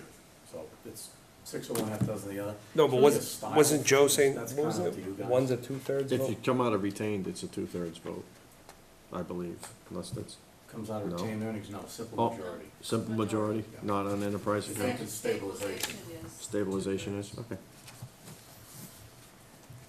So I'll make the motion. We gonna go with the 102, or do you wanna be more conservative and just go down to the, If it doesn't matter, then it doesn't matter, we have to move money out of retained That's what I earnings mean. anyway. so, I say we just make a motion, cause the numbers are already run and it's already plugged into Kevin's formulas. I make a motion that we, I guess, created, or, Can I make a suggestion? yeah, If you're gonna do full amount, perhaps the motion is that you use retained earnings. If retained earnings is not, completed by the time of town meeting, then, that you direct Kevin to work with me to find an alternative of moving your budget. That way, Which is probably gonna end up, taking it out of the expense side to the extent there is a surplus. And then if you do what's depicted here, if you end up doing this after the first year, you're gonna need another transfer in May. No big deal, really. so it's just, then what you're doing is directing us, giving us direction that if retained earnings is done, take it there. If retaining earnings or not, because we're running out of time now, than to go find within the budget where there may be excess. You, And i.e. if ExxonMobil money doesn't show up in the there is a meantime, or- procedure with DOR where they'll allow us, provided the margins are great enough in retained earnings, they'll allow us to do it without a certification. Okay, well, So- we can have that conversation. Yeah, it's Yeah. really on Gene to convince them that there's no doubt whatsoever that there's at least 102 in We're there and working, then we're what you working do. with them on that. All right, let me make the motion, we'll get the second. So I make a motion to Kevin's recommendation on the budget of transferring 102,000, Which is 100 rounded to 103. 103,000 out of the retained earnings to help offset some extra salaries in the next upcoming year. A second for discussion. Any discussion? Mr. Chair? So, my question would be, do we believe if we are, if we get the money from ExxonMobil, that that money would be replaced in the retained earnings account? I think it's really, first of all, it's gonna require a transfer. It's gonna come in as money for a particular purpose, and it's possible, depending upon how legal counsel structures the deal, that you could have it reserved for direct expenditure. That would be weird and very unusual, but it's possible. DOR would have to bless that. More than likely, it's gonna come in as a revenue for a particular purpose, and town meeting still has to appropriate it. So would you want town meeting to appropriate it back into retained earnings, in part, to reimburse you for this? Theoretically, they could do that. Or would you wanna keep the whole 250 for future expense in the future? That's a decision you'll make at the time you get the money. And ultimately, town meeting decides that, you guys recommend it. As I said, unless the agreement is so strictly written that the money comes for only particular purpose, and still gotta go to a town meeting for a vote. I've never heard I don't think I saw of, town that. can have a chunk of money and you can expend it directly without a town meeting appropriation. Oh, no, I realize it's gonna come through the town meeting, I just wanna make sure we can put it back where it's being taken from right now. I know you can do it, John, I can tell you can do it legally, whether it's what you wanna do at the time you get the money or not is up to you guys, but I know legally you can do it. Great, I have one more question, Mr. Chair. Have we talked to the personnel board? I know we likely have not. Has anyone else talked to FinCom and personnel, and they're okay with? I did send the job description, after you're talking about the administrative assistant. In a roundabout way, since it's budgeted here, I mean, that should be, I would assume that would have been okay, but, Going on new business. but Kevin's position, well, I was really speaking of Kevin's position, which is included in here. So what I don't wanna have happen, which would be most unfortunate, is we get into a debate on the town floor with the finance committee saying it appears that you're adding to personnel when you haven't come through the normal process. No, it should be all set. Any more discussion? Yes, by approving this $103,000, is it my understanding that we are or are not committing to new personnel? Once the money is in your budget for the administrative assistant, you are committed to that, because you've set that in motion. I mean, theoretically, you could take a vote right up until the time, of hiring, to say, we're not gonna hire. But I don't know why you do that, obviously. In terms of hiring a interim water sewer superintendent, you're not committed to anything until and unless you decide you wanna do it. Right. The money is there to allow you to do it, if you choose to do it. Put it that way. Okay, so, and what I did is I kind of circled it up. This is what we got last week, where it says new administrative assistant, which would start in November. So we're not committing to that. We've already voted. We already Yeah, voted you to. have voted it, yes. We are gonna advertise it tomorrow. I apologize for that, okay. This is the new help, okay. Well, the salary that's listed here, is that similar to what Carol was being paid? No, it's a step higher. It's the highest union scale because the job description that you approved requires the higher step, the higher pay grade. And that's by joint agreement with the union. Okay, okay. All right, so, according to what's here, then we will have our administrator, Steve Wanlin, would have an assistant, and then we're still with our interim, interim administrator, that's you, Kevin. Well, it wouldn't necessarily be me after the first of the year. I'm gonna contract you to the 31st. After that, you decide what you wanna do and who you wanna do Okay, it with. okay. So, if I may, Mr. Lemansky, I don't believe we're committing to that position. Okay. We're simply saying if we were to go forward, we would have funding for it. Right. Correct. Okay, all right, and,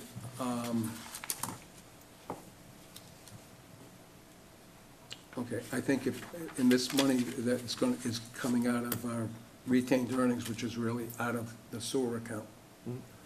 is, I think it would be unfair to to our sewer users that if we don't, that we don't replenish this money with the funds that are coming from ExxonMobil. I would agree with you. Isn't that what you were? I just wanted to make sure we Yeah. could, Yeah. whether who's ever on the That's board what at the Mr. time. Speedwalk chooses was to do asking that. All about. right, fine, thank you, Mr. Chairman. Okay. But you gotta remember too, there's quite a bit of money being spent on sewer-related stuff right now. You know what I mean? So don't get all caught up that Kevin's just only doing water stuff, No, It's- no, you know, so. No, you know what I'm saying, that's all, trying so. to keep the apples and the oranges in one basket, that's all. You got a motion? Second. All those in favor? Aye. Aye. Aye. Chair votes aye. Passes unanimously. Hold on off the list. All right. Status report on billing file. Yep, just wanna give you an update and also ask you for some guidance. We put 617 bills in the mail. I know that number's gone up and down, but at the end of the day, when the file was all cleaned and finished, there are 617 users, so those bills went in. There were 4 or 5 when we did what I call the eyeball check, meaning we look at the verification report and we look at them, and we did that together. There were 4 or 5 that looked odd. Now, it can very well be the case that those are okay. It could also be the case that they're wrong, and they have to be abated. I made the decision to issue them anyways, because right now we've got a temporary treasurer. As you know, the treasurer's on a maternity leave, and doing multiple, if we held those, we would have had to do a second commitment. And the treasurer said that that person has already challenged doing this temporarily, and really didn't want to have 2 commitments, because that would be much harder for them. So we issued 1 commitment. What that means is if any of those bills are wrong, they'll have to be abated, but there won't be multiple commitments, because we'll only abate that portion of the bill that's wrong. Keeping my fingers crossed that if that happens, it's only going to be a small number. Did want to let you know that there was a massive amount of changes. There were 266 bedroom counts that were corrected. Now, I'm not saying a total of 266 bedrooms, it was much more than that. But there were 266 accounts, almost 50% of your entire billing file, the bedroom count was wrong. Now, if those are metered, it doesn't matter, because the meter's a meter. But if those are flats, then that results in a change in income, up or down. The vast majority of these were increases. They have no explanation for you, but what I will tell you is that it is apparent that no one has done a comparison to the assessor's file in a long time, or there isn't a reporting procedure from the assessors when bedrooms change to get it down so that you can change the bedrooms. I'll look at that and I'll try to figure out why and fix it. Could be just a policy change, could be some inner office thing that's gonna happen. I don't know, but I can tell you these go back, some of them go back to 2006, where bedrooms should have changed and didn't, so. A lot of change there. There were 96 address or owner changes. Again, we picked that up out of the comparison of to the assessor's file. there were 27 accounts that went from flat to metered. They were already metered, and they weren't being billed correctly. Now, that's on top of quite a few of those that we had already caught, so total number of accounts that went from flat to metered and were not, weren't being billed as metered, they were being billed as flat, was probably somewhere in the range of 30, 40, something like that. I cannot account for this. I have no explanation, because I haven't, my work has not gotten into that kind of look. It's gotten into fixing things, not looking why. But I do think going forward, given that this has happened, that the reality is, out of 617 accounts, 584 corrections had to be made. Basically, entire billing file. So I think what needs to happen is, I've got to give some thought to going forward, making sure the minute that file is now, we're 99% correct now.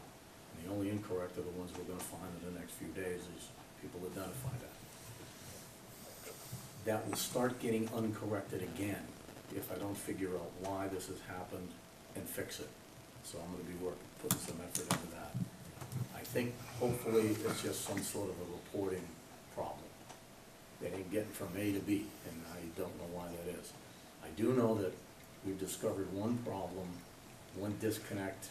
Right now, the procedure on meters is somebody comes into the office and requests a meter. They get a meter. They may or may not connect it, and there's no default mechanism to find out if they do or they don't. Now, that I already got fixed. I just need a block of time to sit down and write your policy so that that doesn't happen anymore. That's a pretty simple thing. But that one thing right there was probably quite a number of these flats that went to meters and it never got picked up. And actually, much more the obvious problem. Now, here's the question. So we now have the capability to do the reads right away and generate a bill.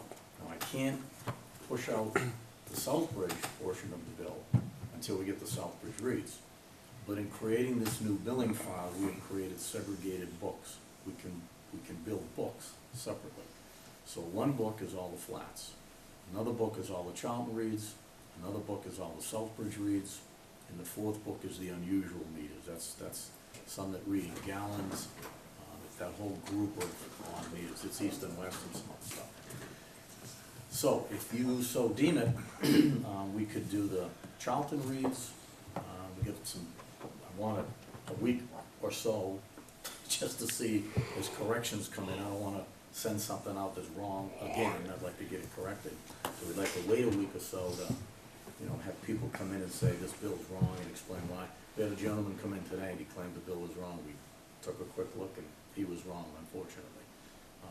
But we'll get some and they'll be right. We'll find some that are wrong. So we'd like some time for that. And we can do the reads. We're kind of up to our necks right now, but with a whole bunch of things going on. So we could probably get to the reads later this week or early next week. Question is, do you want me to push out a bill in two pieces? In other words, the flats, the Charlton reads, and the unusual accounts, and then wait for Southbridge to come in and then do those? Or would you prefer to wait till Southbridge comes in and then do those? Either way, Steve, we get the Southbridge reads roughly 3 to 4 weeks after the close of the quarter? Yes. Yeah. So, best case scenario, we could push out all but the Southbridge read, which is around 100 accounts, next week after. I prefer the week after. We could push them all out second week in November, as soon as we get the Southbridge reads. So it's really up to you guys. We just did these bills and they were a little late. So maybe, well, they're very late. So I don't know, maybe you don't want another bill coming right hot on the heels of it. It's kind of up to you guys. But we've got all these new capabilities. I'm really kind of happy that we can do this now. I mean, how do we basically ease the customer back in and get things back on track? Yeah, and some of the customers are getting whacked pretty hard because some of them had multiple bedrooms. I've seen a number where the bedroom count jumped 2 or 3 bedrooms, and on the one hand, they haven't been getting that bill for however long it's existed. On the other hand, it's a tough adjustment.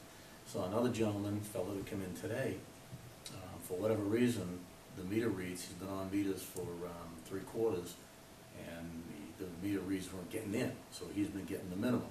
Well, now he's got an accurate meter read, and he got a hell of a bill, because what happened is that meter read netted what he wasn't billed all the way back for 4/4. He got himself $200-300 bill. He's a pretty unhappy fellow, but we'll have to explain to him tomorrow. Gonna have to admit, well, sorry, but we didn't have an accurate kick. Anyways, so there are people who got some large adjusted bills, yes. There's a few people, not many, there's a few that got their bills lowered. It didn't happen much. I think there were maybe 5. Never works that way. Well, the bedroom count went the other way. Yeah. You know, and that's between the homeowner and the assessors. We don't get involved in that, but there were a few of those. So, kind of up to you guys. You tell me what you'd like, because we've got all these wonderful capabilities now. Anybody? My only thought would be, And you don't have to decide tonight. is, as far as putting the bill out, delay it a couple of weeks, at least 3 weeks, because it's right behind, as Kevin just pointed out. It's right on the heels of the other bill. When does it normally go out? How do you define it? Define normal. It should be in I sent Alex 90 days. I sent Alex a long email about. Well, we what do that quarterly, means. so 90 when, days. so our quarterly's what, October It 1st? doesn't matter, that it's 90 Normally- days. Normal utility billing cycle is bills go out 2 or 3 weeks after the close of the quarter. That's a normal billing cycle, it's pretty universal. Right. Here, we've got the complication that we can't make Southbridge read any faster than they're willing to read, so I'm told that sometimes it's 2 weeks after the quarter, sometimes it's 4 weeks after the quarter. You know, it's kind of when they I think get it's- around to it. But that's only. 100 Double-sided in the sense that, That's, but remember, Southbridge Reed is only about 100 of your 600 bills, so. I personally would like to see the bills go out about 6 weeks after the end of the quarter, in other words, in this case, the middle of November, but not this cycle, because so many people have extras to pay. I think we ought to delay it instead of 6 weeks to 8 or 9 weeks, just to give them a break time-wise, even if we have to sit and hold them for a bit. Get them ready in 6 weeks if so, but wait a couple more weeks to mail them so that people don't have just a month and a half between billings. They have the better part of the 3 Ordinarily, months. I would recommend against that because you get a cash flow issue, you gotta collect money. But in this case, you've got a fund balance of probably gonna certify over $1 million, so you've got plenty of cushion there. And you're certainly not losing any interest by delaying it, because interest rates are essentially 0. So, if the commission wants to push it out that far, you can do it. Well, just this once, but after this one, if we come out 6 weeks, that's about the minimum we can do. It takes, as you say, 3 to 4 to get answers in from Southbridge, and then that gives us about 2 more weeks to complete the rest of our billing. We'll have already read all our meters and we'll have it all put in. We'll be- Okay. So- What you don't wanna do is delay the read, because then people. Correct. Things start getting really, they get a big bill and a little bill and a big bill. I don't wanna So, do so that. basically, the customer can expect the bill, what, give or take around Thanksgiving? And then the next one would be on schedule for, what, the end of January? January, February, right? Is that when they come in, February? First, second week of February, yeah. Or, right? Well, your normal cycle, assuming Southbridge gives you the reads 4 weeks after the close of the quarter, then your normal billing cycle would be the week after that. So you put in your 5th or 6th week from the close of the quarter. We already have a motion that we've adhered to read them within a few days after the end of the Yeah, quarter. we're gonna read as quick as we This can. week, this month, because of the was it the wood? The wood chips. Chipping coming in, it might violate that motion, but, other than that, since we made that motion, we've With adhered the to wood it chips quite coming well. in, we had the work finish in the file, we had the spill, I mean, it's just been it's been a blizzard of stuff the last week, so, but we'll be reading those yeah, soon. but I think one of the key things we gotta look at is, do we wanna do this all together? And wait for Southbridge, or do we wanna get everything we can? Well, it sounds like we're gonna anyways, because if we kinda delay it, Southbridge will already be there. If you wait to the middle of November, Southbridge will be in long before then. Yeah. I mean, moving forward, when we get back into a Yeah, regular 6. routine. Yeah, well, I'll ask again, I mean, the next time around, after January, there'll be gifts getting billed automatically. We won't be coming here saying, when do you want to bill? We're just gonna, as soon as they come in, they're out. You know, then you'll be back in your normal cycle at that point. So Be this with is, you, man. this is an unusual one, that's why I'm asking. Well, I mean, we're gonna hit people with 2 bills and a quarter, but it's, we have to get back on schedule Yeah. at some point. The question is, where do you wanna take the pain? Do you take it now, do you take it Q1? Right. I just assume that we go through and process the bills and get them out. You know, I think the second week of the second month is very appropriate for processing the bills and getting it out, but that's just my opinion on that. Second week of the second month. It'd be- Yeah, week it'd 5, be week 6. Second week of November. Yeah, mid-November. Right, and then they're doing 30 days. Yeah. What you can't do, I don't think, Paul, is you can't delay mailing them, because once you make the commitment, then They've gotta go then out. they're due within 30 days, so you can't hold them 2 weeks, then they're only gonna have 2 weeks to pay it, so Yeah. either delay running it, Understand. excuse me, or run it and send it. So, I don't know if we need a motion on that, or if we just have a consensus and we move forward from there. Consensus is good, I mean, it was a motion, but, you know. Well, you now we have withdraw if you timeframes we want. need to check back. If you're all agreed second week of November, then you can withdraw the motion and got it, put it down. We're good. So, if I may, Mr. Chair, I do have a couple of questions. Kevin, again, thank you. I did receive my bill on Saturday, and I was very happy to see it. Crazy, as crazy as that may sound. You may be singular in Yeah, that. I'm sure I was.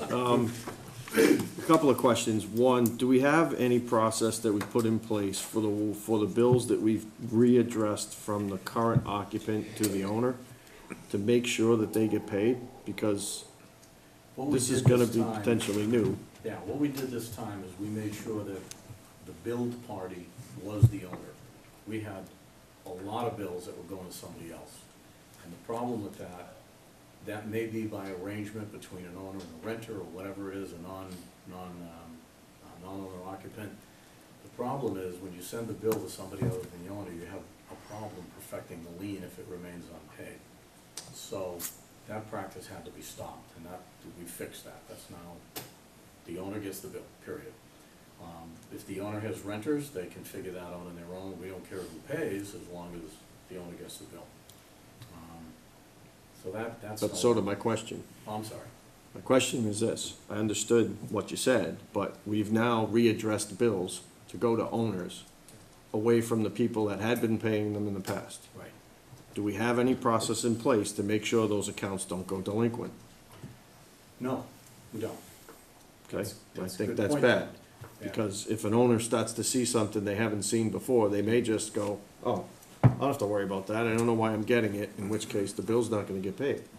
Mr. Chairman, isn't it the tax collector who sends out the late notice? I know, I've gotten the late notices when they Yeah, get what'll lost happen in the is- file. The owner of the account will get the late notice. Yeah, We'll get, they'll get all the dunning notices. yeah. Eventually, they'll get the shut-off notice, they'll get the interest notice. But- Property transfers will get a lien. In order to do that, what I would say we would need to do is we need to go back to that file and identify where that happened. We've got a record, so that's probably a couple hours' work to figure that out. It's not hard. I can't tell you how many it is. I can tell you it's a subset of 96. That's what I can Okay. tell you. And then the only thing I can think of would be to send a letter to that person saying, you've gotten a bill, you didn't get this before, this is why, and kind of notifying them, that's why, a little explanation. So, thank you. I think we need to take a look at that. My concern would be that again, an owner can be anything from a trust, it can be, this thing could have been sent to Yep. someplace where we just assume the people are. My fear is that we've made a change to something that potentially was working. I understand the reasoning for it, but now, if you're the occupant of a home and you don't see a sewer bill, you say, boy, what happened? I haven't seen this. No, that may not be abnormal for this town. We've kind of been a little erratic on when bills have gone out, but, anyway, that's one concern. The second question, if I may, is do we have a process in place to track, sort of the number of complaints / calls we're gonna get? Because we will get calls. Yeah, we're logging them. It's just a yellow notepad, and what we're doing is, as they come in, we're doing each one as they come in. We're not like cataloging them and then working on them. We're doing it right at the moment we get them. Right. Some of them will be prima facie, you know, somebody will say, wait, I'm not metered, and I don't think that's gonna happen. But somebody might, there's these 4 or 5 bills that just look really odd. They have different kinds of problems. So if the owner comes in and says, hey, such and such, and we go, okay, yeah, we got that one solved. So we'll make the correction immediately. Others, like the gentleman who came in today, we immediately got on Vadar and looked at it. He was, unfortunately, we figured it out like that. So we'll give him a call, Steve or Ryan will explain it to him and give him the news that I'm sorry, but you're gonna have to pay that. So we're not, the process, to the extent there's any process, is we're immediately addressing it. If we find there's a mistake in Vadar, it's gonna get fixed immediately. We're not gonna log all this time and get back to you and say, hey, we fixed 10 things. What you will see is you will see X number of abatements. You'll see some abatements, I don't know how many yet, but you'll see some. And those will be the ones that, you know, still weren't fixed. And then once we get that, hopefully, that's pretty much it. Now, I will tell you, that you will never get a 100% clean billing run. Let me tell you, you will. Maybe you will, but probably not. Okay. And then my last question, Mr. Chair. For those accounts that went in the opposite direction, in other words, they were 4 bedrooms, now they're 3. The 3.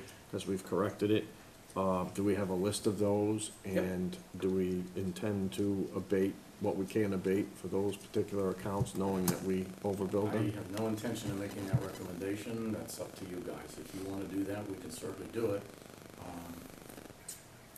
It's up to you. We have far more, the dominant adjustment was bedrooms were added. That's there's loads and loads and loads of those. It's much less the case. I think, my rough count, I was just mentally looking as I was going down, as I saw bedroom change. I think there were like 5 or 6, but, you know, they're all logged. And so, and by the way, that's an electronic format, so if you guys want a copy, I can shoot it to you. I think it would be good. I know in particular the one account that we looked at when I was in the office where we were billing for 8 when I believe the homeowner had 4. We should do the right thing by that homeowner, given that that was our error. And the homeowner had alerted us that we had been making this mistake, but we hadn't corrected it, so. Yeah, we did a few after the last billing that came in, and we cataloged a whole bunch of corrections from people coming in and saying that's wrong. And we verified with the assessor's record, and lots of folks were right. Thank you. So what I'll do on that is I'll get a count, send out an email, and then I'll put this on the agenda for the next meeting, and I'll give you right on it. You know, went from 3 to 2 or 4 to 2 or whatever it was, in a count, so that you guys will know how many dollars are at stake here that we're overbilled. And in most cases, we can tell you how far back it goes as well. Now, the only fiat is you cannot abate to a prior fiscal year. So you can only abate this quarter. That's all you can do, unfortunately. So if we find somebody, you know, was getting extra bedroom counts and was being billed last fiscal year, you can't abate into a past year. Sorry, that's just the law. So I'll do that and send it to you by email and have it on the agenda. All right. People might be happy to be getting a lower bill without necessarily looking for something to be retroactive. Probably, yeah. Particularly since they were getting the bill and they didn't bring it to our attention. Well, that's actually the reason, certainly.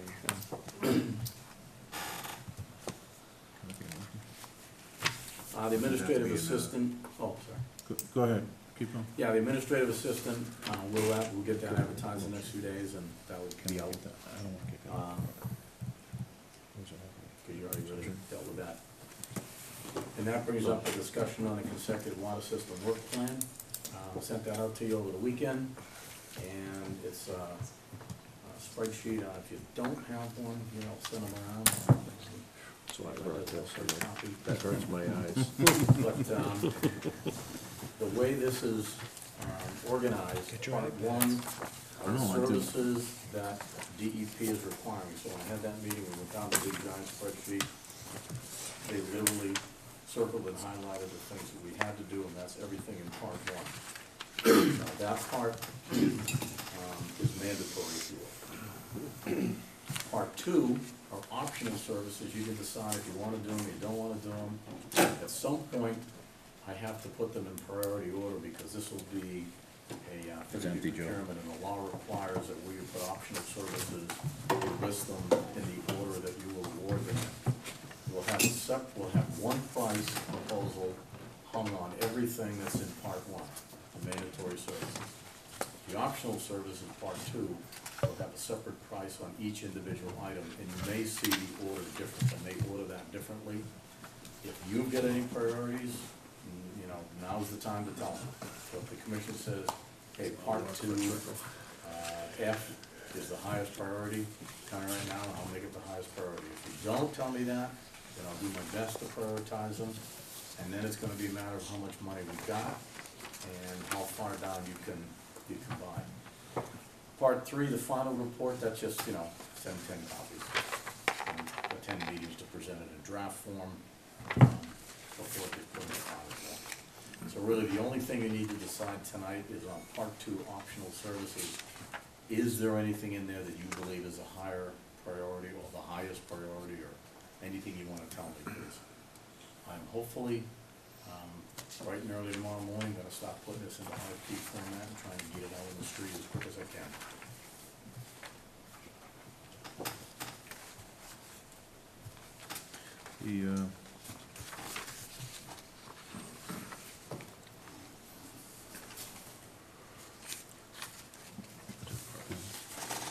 And I will tell you, the current order they're listed in, I didn't even attempt to put them in priority order, I just listed them. So, this does not reflect my notion of what's the priority. So you said all the part one's mandatory, correct? Part one's all mandatory, please don't change that. Because I will have a war on my hands with DEP. Okay. And remember, the money funding this is their money. Prepare a water use project for a 20-year horizon, is that practical? Yeah, that's the normal, Yeah. that's normally 20 what you years? do, yeah. Yep. Yep. Okay. You can, you know, I've seen them done at 10 years, but you don't do it less than 10 because Would make more why sense to bother me. if it's less than 10? And I'm not trying to change things, Kevin, but are any of these in particular gonna be covered by anything from ExxonMobil? Well, Or do they have to be? you know, I don't know. It's a good question. Cause, I don't think so, no? but, you know, I'd prefer to have town administrator look at them. Cause there's And a if couple she that pop out to says- me that, If she says D is gonna be done by ExxonMobil, great, we can take it out. Or, more than likely what I'd do Yep. is I would say, review ExxonMobil's, like, look at D, part two, D. Review Well, I would have to get into ExxonMobil's the part current two, plan for Yeah, tell me construction, the so-called folks route, that had to. Part one is. and concept of connecting the Masonic home to create hydraulic drop, that you told me about. Oh, The idea here isn't for the consultant to do this, it's to look over the shoulder of ExxonMobil and say, here's our reflection on it. I understand that, but, there's a couple in here that I think we should get done prior to completion of, their design. I think they're kinda imperative at this You're point. gonna have a tough time doing that, I'm not saying it's impossible. Well, they're not big tasks, Okay, all right? well, here's your problem though. We're not gonna make an award on this probably for 6 to 7 weeks, because it's gotta get out, it's gotta Okay. be advertised, gotta appear in the. Let me rephrase that. Is there things on here that can be done prior to their design that we can incorporate into this on the backside that have been done? Well, here's what ExxonMobil and Chris McClure are telling me on ExxonMobil's plan. They're still telling me that they're getting ready to go to bid. Now, I keep saying to them, I don't know how you're getting ready to go to bid. As far as I know, the Water Sewer Commission hasn't approved the final design. So I keep telling them, you gotta get in here and, you know, meet with the commission. I don't know how many different ways I need to say it to them, because I'm not feeling they're getting the message, so I think I need to deliver the message a little more strengthfully. So assuming they hear that, and they come in to see you, I don't know what your next meeting or the meeting after, This project as big as that, I can't imagine you're just gonna look at it and say, yep, design's great, we're happy. So maybe that'll go a while. This project isn't even gonna start probably till into November by a considerable margin. So can you get some of these things done before that final design's done? Boy, it's a very tough timing issue. Moreover, the most important thing that's going on right now in my mind is the very first thing that has to get done is the hydraulic model has to get verified. Because there's a lot of design being done off the hydraulic model. And I'm being told by several parties that some of the pressure testing that led into that hydraulic model is old and out of date and needs to be updated. Now, that's a mandatory task in part one, but that takes some time. Part of the reason I want to get Kleinfelder in here to meet with you is to explore that very question and start to get some answers in Dewberry, who's got the hydraulic model. You know, when's the last time you updated this thing? Because if it is out of date and it needs updating, you certainly don't want final design going to bid, you know, before that update is done. So, and I realize that creates a delay in the whole project, but on the other hand, No, I think it's you imperative really that, don't want design decisions on the order of the magnitude of $30 million based on less than 100% accurate Yep. hydraulic model. So, I apologize, that's a long answer, but some of these tasks, I think, are hugely less important than that one. So assuming the consultant gets hired by mid-November, probably the first thing you're gonna do is hit him with the hydraulic model and say, get that updated and verified. And that's a couple months' work right there. Mr. Chairman, I'd like to make a motion that we instruct Kevin Pecos to begin negotiations with Southbridge as far as the water rate goes. I'll second that. Discussion is, I think if we begin to spend one penny of this $200,000 on doing a study before we have a 90% convincing platform that we're going to go through with the consecutive water supply, then we would be grossly negligent in my mind for doing that. So that's why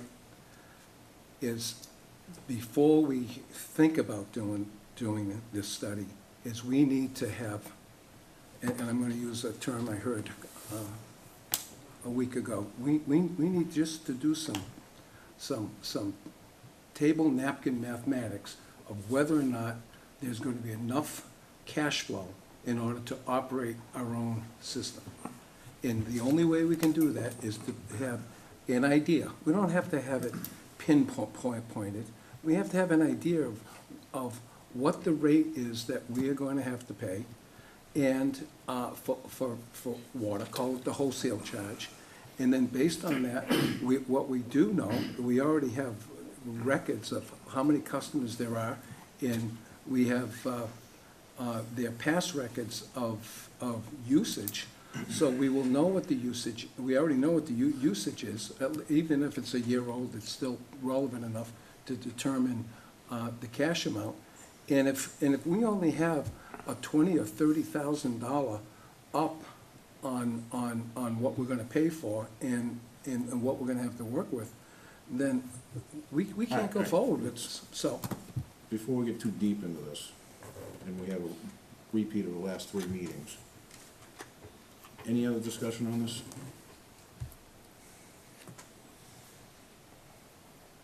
Oh, are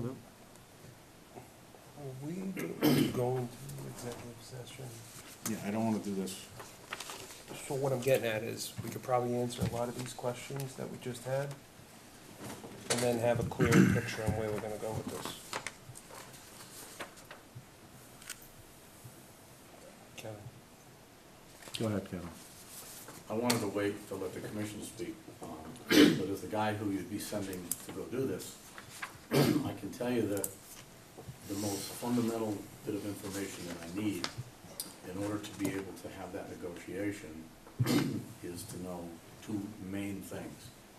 First, exactly what does Southbridge propose to pay us if we don't go consecutive, which is the whole discussion that's kind of out there, and I think we may be getting into that conversation a bit tonight, and certainly it has got to be gotten into very soon, because when you talk about what does it cost to run a water system, what does the rate need to be discounted to generate that kind of revenue, I can do those calculations, but those calculations only make sense in the context of, if you don't go consecutive, what do you get, and what's the better deal? And unfortunately, this part of it, which is how much would they give us, which is the other half of the equation, cannot be determined until you go through this process that we're gonna probably talk about in executive session, so I don't wanna talk about politics. Second comment is, in order to have a discussion with Southbridge about what they would discount the water rate, you have to tell them in fairly clear precision exactly what you'll be taking over for work from them that they currently do. That's what this does. It tells you what you're going to do. I know for an absolute fact that Southbridge is going to claim that they do every single thing that this study requires in order to petition DEP. What this is telling you is what you have to do to become a consecutive system. Southbridge is gonna say, we do all that. Well, I'm sure they do at some level, but I don't know what real level they do it at. And part of what this is gonna do is tell us that question. So for instance,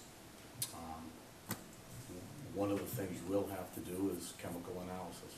We'll have to analyze the water quality at different locations, and an engineer has to specify those locations, taking into consideration the construction of the loop and the expansion and all that. Now, at the present time, Southbridge does that work in certain locations, and they can tell us where it is and what they do. And we can get an idea of what it costs them, because we'll have to do that. What I can't tell you is what more sampling will have to take place and where, because of the loop construction, which is what you'll be taking over as a public water supply. Because that question gets answered by this study. So, what I'm telling you is that the only conversation I can have with Southbridge about discounting the rate is going to be, by definition, a very incomplete discussion, which will cut entirely to their benefit. Because absent knowing with great precision exactly what they do versus what we'll have to do,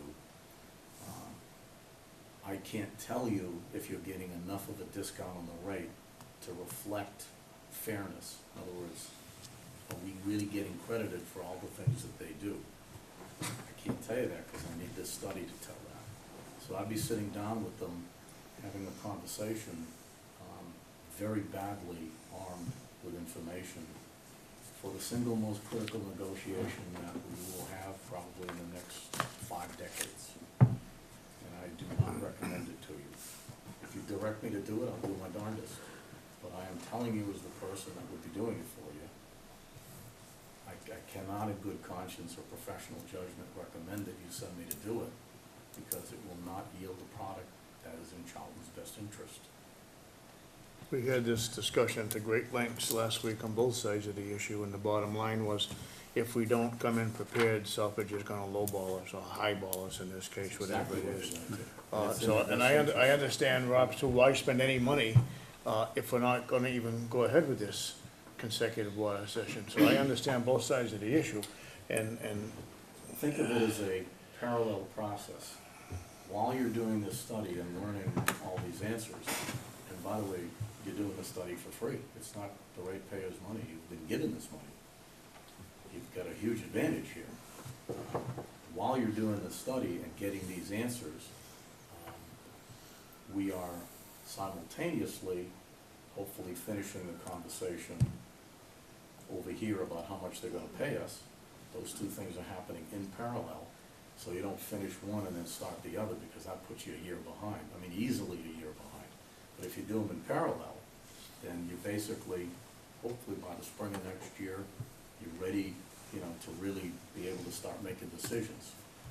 That's the time, now armed with complete information, to sit down with Southbridge and say, okay, now we wanna talk about a new IMA, a successor agreement, and discounting the rate. But at that point, you're negotiating from a position of authority and knowledge, and you'll be able to do a good job. Whether I'm doing that negotiation for you come spring, or you hire somebody else to do it, is completely immaterial. Because I assume you don't have me do it, you're gonna get somebody who is equally qualified to do it. That's not important. What is important is that nobody is gonna wanna complete that mission for you without having this kind of information. And if maybe what you'd like to see is participate in a discussion about that at a meeting, and then watch the discussion unfold. Physically be in the room. And then as you're watching the discussion unfold, you'll begin to appreciate the difficulty of what I'm saying to get at an accurate rate, because you will not be able to do it. It's not possible. And remember, I wrote that IMA. I have extensive knowledge about it. I know how the budget works over there. I know where all the funding is. I know where all the maintenance money is. I know the bottom line fund balance. All of that information is already available to me. And I'm telling you, is probably the single most qualified person to do this. I can't do a good job for you without this tool. Mr. Chairman, if I may. Yeah. Go into executive. I think we have to look at our long-term goal. A long-term goal is that we find our own supply of water within our boundaries of our town, and then we service our system. I see the consecutive water system that we will negotiate with Southbridge, if we go that route, just as a short-term, Let's, it's a short-term plan, because again, using the napkin mathematics, we're probably gonna be at about a $60,000 a year loss, minimum. okay, So let's, if we- for let's 5 do years- this in executive. I don't wanna do this publicly. Okay, I'm All right? fine, We've got a motion, a second. All right, okay. take a vote. All those in favor? Aye. What are we motioning for? Rob's motion. A motion to send Kevin to Southbridge to begin the negotiations for a water rate. I ask that you retract that motion, we go into executive session and come out with a new motion, Fine. right? I'll- Let's I'll talk withdraw about that it, let's motion. come up I'll with withdraw game that plan motion. and, I'll withdraw that motion. fair enough? Yeah.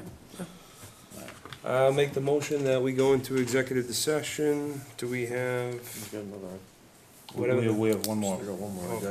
agenda item. you wanna push it to next week or something? It's getting late. No, Which one? I wanna finish up new business Okay. before we go on executive. North Sturbridge Road sewer extension. Okay. You- I put it on the agenda. I believe back in April, we had a motion that we all passed saying that it would have been accepted upon a passing pressure test. Yep. And the one caveat was, I believe there was a pressure test done. We have paperwork, right, Steve, on that pressure test? Yes, I have a bill. But there's one issue, right? That was, you have a bill or you have the pressure test? I have a copy of the bill. What do you mean a bill? A bill for the pressure. That's what he was given.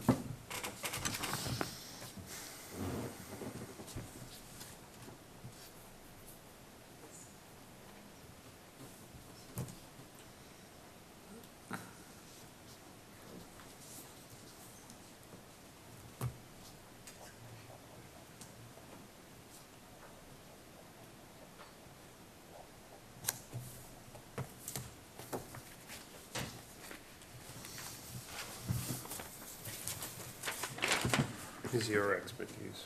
15 pounds, 16 pounds. What's the, It's 2-inch force main. what's the Mr. projected? Chairman, can you just read that for the record, because I think anybody knows what they're looking at over there. Pressure test, North Sturbridge Road, Charlton, Massachusetts, June 29th, 2016. I performed a pressure test on two-inch section, I guess? Or schedule? Schedule 40 Yep. sewer lines within North Sturbridge Road on June 14th, 2016. The tests were conducted on piping that runs from manhole number 1 to manhole number 3, as described on a plan by Burton Engineering Associates, Inc., dated August 19th, 2008, headed as built sewer line plan, North Sturbridge Road sewer extension.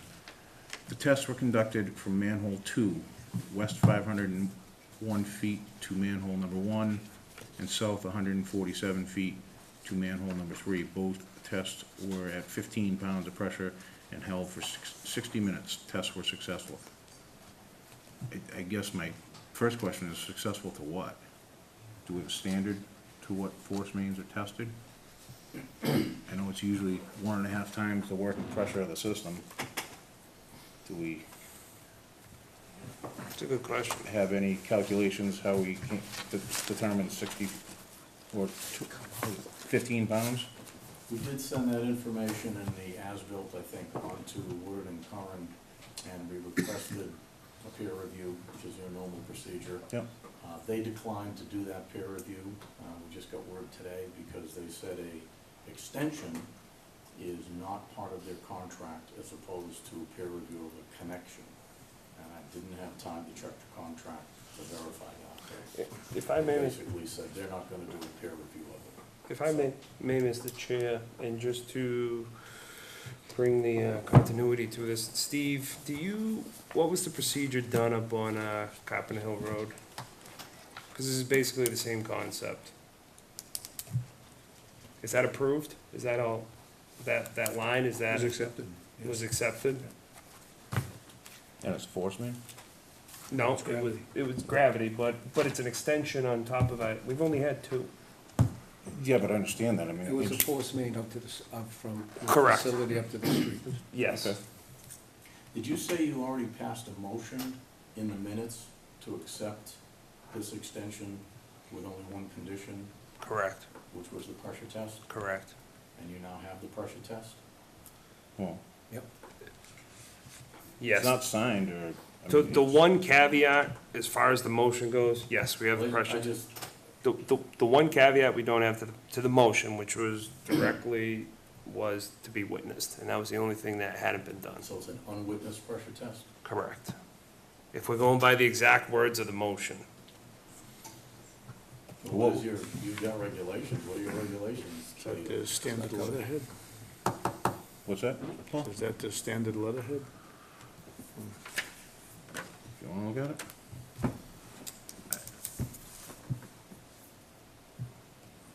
I mean, there's no mailing address, there's no contact information, there's no signatures. I believe the one that Steve has is signed. It wasn't, sir. Oh, it's a bill, that's what it is. So An invoice. you don't have that. No, I have an invoice. But I mean, there's no contact information on it or anything, but. Okay. So I think what we should do, I'll make a motion that we have a new pressure test done, witnessed by our town or coordinated with our town. And then we also witness with the town the connection inside the manhole upon passing, pressure test, that the connection finally be made. And, you know, upon these 2 satisfactory things, that line is now active for our customers. What, the pressure test would have to come back to you for both acceptance. You're accepting a piece of property. So you can't, if you say a successful pressure test, you put it on Steve and I to decide it's successful. And I'm certainly not accepting that role because I don't know what I'm doing and I'm not qualified to do that. The commissioner's qualified to do it. I would represent you. I don't think Steve's qualified either. So pressure test, if that's what you want, and then that comes back to you and then you vote. What I'm getting at is basically, our sewer guys, I would hope it's somewhere written in there that they need to know what they're doing, because they're witnessing the test. So what I'm saying is if they're okay in it, if it like, for example, when I worked in Southbridge, we did the pressure test with them. It was okay, you know what I mean? The paperwork went through and like, everything went on. I've never seen a public asset taken possession of by a public entity without a peer review and as-built. I mean, there's a procedure for these things. Well, we have When you everything. We vote- get, Well, that's what I'm saying. When you Yeah. voted in April, did you have a peer review saying, I've inspected what's in the ground and I agree? I mean, so I believe we had the as-built. But this is my big question, is the 15 PSI enough for whatever the projected? Yeah, they only ran at 2 or 3 pounds per, PSI. How many connections are supposed to be on this? What is it, stub 4 or 5, maybe tops? And how long is this 5. total run? Because it mentions 3 manholes, but it only says it was About tested from 1,000 2. feet. About 1,000. From one manhole to the other, what does it say, 501 feet? Yeah, there's a mention of 3 manholes, but it only Right. mentions 2 in the testing. Right, because the test was performed at the middle manhole. So if you number them 1, 2, and 3, Yeah? from 2 is where the test was done.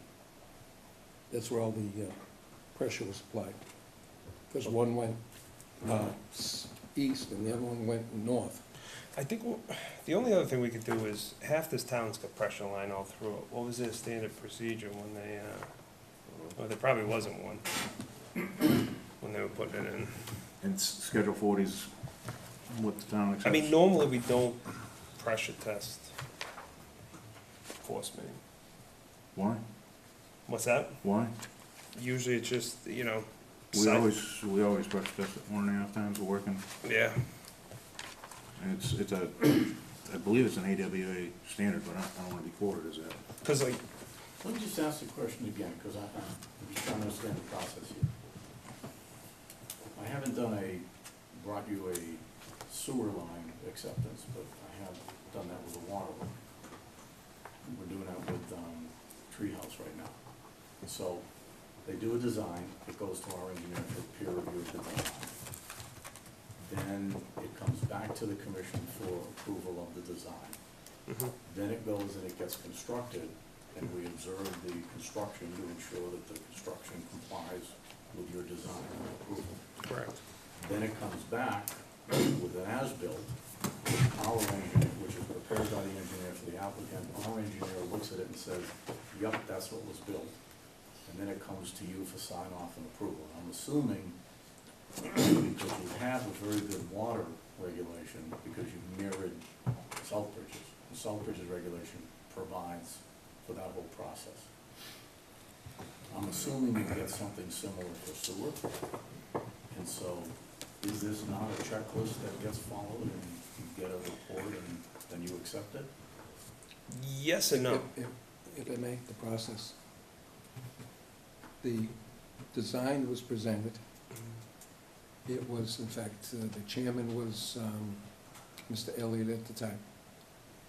The design was performed by Burton Engineering. That was Heather Blakely. And the commission reviewed it. The chairman declared, because of the size and because of his knowledge, that it didn't need to go to review. And that gave, then it was allowed to go forward. So the project was granted the green light. No. The infrastructure was put in under the watchful eye of the Burton Engineering, okay? Mr. Elliott was on the job periods of time, and I believe, Steve, you actually produced a letter which was unsigned by Mr. Elliott to Jody St. George, that because this was under the watch of Burton Engineering, that there was no need for him to do inspections. Basically, that's what I recall the letter said. There's a letter that says that? There's a letter that says that. Yeah. I gave you a copy of that letter, I haven't been able to find it. I haven't been able to find it either, but you recall it. Yes. Okay, so, then what happened is that it was then installed, it was then pressure tested. Burton Engineer created the as-built, which you have a copy of the stamped as-built by Burton Engineering. And at no time, Kevin, would anybody ever spend all that money and then hope they get the approval of a commission. It was already approved. So the question. I'm not in any way questioning whether. Well, no, that's what it's you built just, properly. and again, that's What I'm what asking about- you would state. I'm just telling you what the process was, that I recall it through many other That process, projects. Rob, is not what your own regulations require. I'm pretty There's sure, no process there's no process in your regulation for somebody to decide that the town isn't gonna inspect the installation. There's nothing in your regulation about that, it was, even if the letter exists.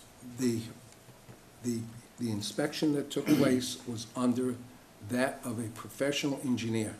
And even. With all due respect. Yeah. Every installation, be it water or sewer, is done by a professional engineer. Every town in the planet has regulations requiring the design to be peer reviewed by the town's agent and the installation to be witnessed by the town's agent to ensure that what the public accepts and must now maintain at great cost going forward Yep. is in fact done properly according to regulation and design criteria. There's Our- one other our- aspect. Our regulation, if I I may. hope for a file today. Hold on on, this. There's hold no on, real file. quick. There's Yeah. one other major aspect of this whole situation. Jerry was repaving that road, and everything was done very quick. So, You're But Jerry talking just about repaved this summer. year. No. it was supposed to get repaved, and there would have been a 5-year moratorium on it. So a lot of this stuff got condensed down to You're talking within. about this summer. No. So it finally got paved this summer, but at the time of construction, Yeah. it was scheduled to be done, and I think They were talking about that, but again, it sounds as if, and again, with due respect, Gabe, there were no shortcuts. I'm not saying there were Okay, there were shortcuts. no What shortcuts. I'm saying is, But what happened to the 8 years between the time of the install and you're asking for an acceptance now? This was I'm not in- asking for an acceptance. You don't ask for acceptance. The acceptance happened 6 years ago when it went in front of the commission, and the commission approved to go forward with it, with the specifications of it had to be reviewed by the engineer, and also with the inspections of the engineer, and the end result of doing an as-built. we have customers on the line that wanna hook up, This That is want to or have to? installed- want to. Yeah. This Could- was installed could. 8 years ago? Yeah.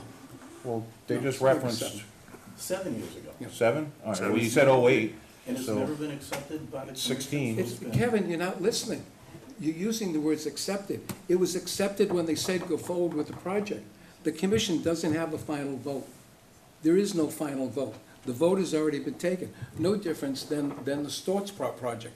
Do you think Storts would have spent $200,000 and would want to wait for the final vote of the commission to say, oh, you got all that nice asphalt done and all this? I don't know if we're gonna approve it now. No, it already was approved, subject to being installed under the specifications. And that's what it was. That's like all systems. They're all done that way.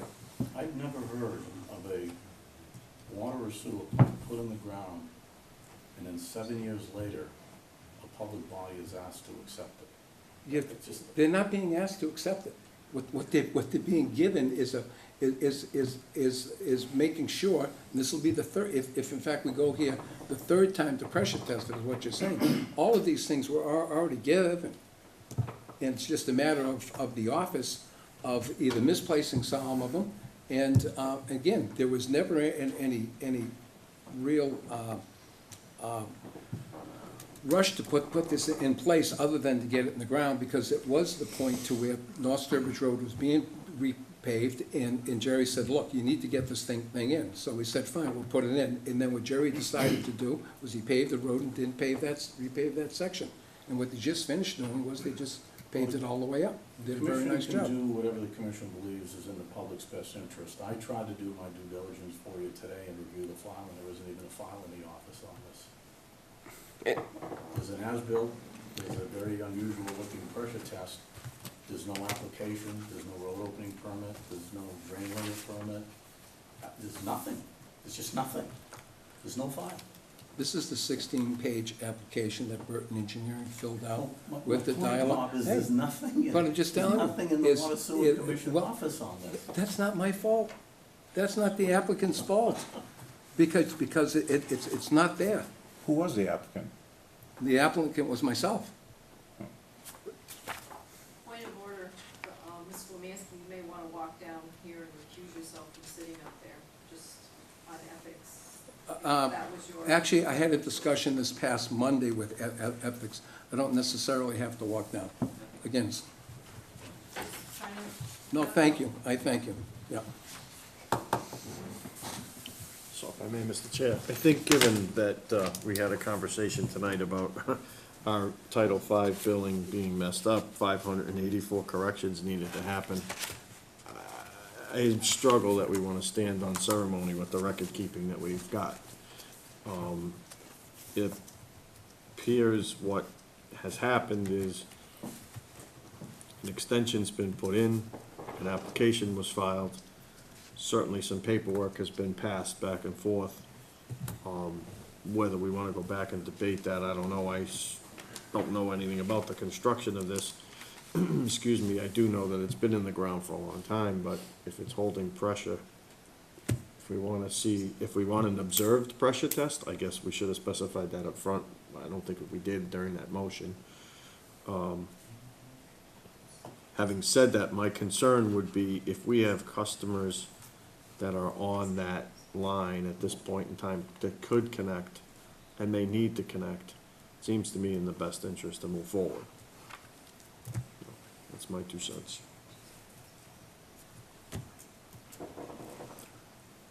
Is that a motion to accept said line?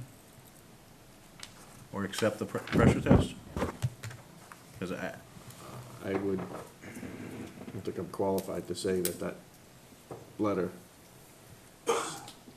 says it was a successful pressure test, but I'd like to see something signed, yeah, and witnessed. and so if we want to witness it, And is there anything in the bylaws about extensions to the sewer system? Relative to what, Mr. Chairman? I've heard it come up in the past as far as new extensions, being as we don't have any documentation that this, when this went in. I haven't seen anything, Rob. I know you had a folder over there with a whole bunch of stuff in it, but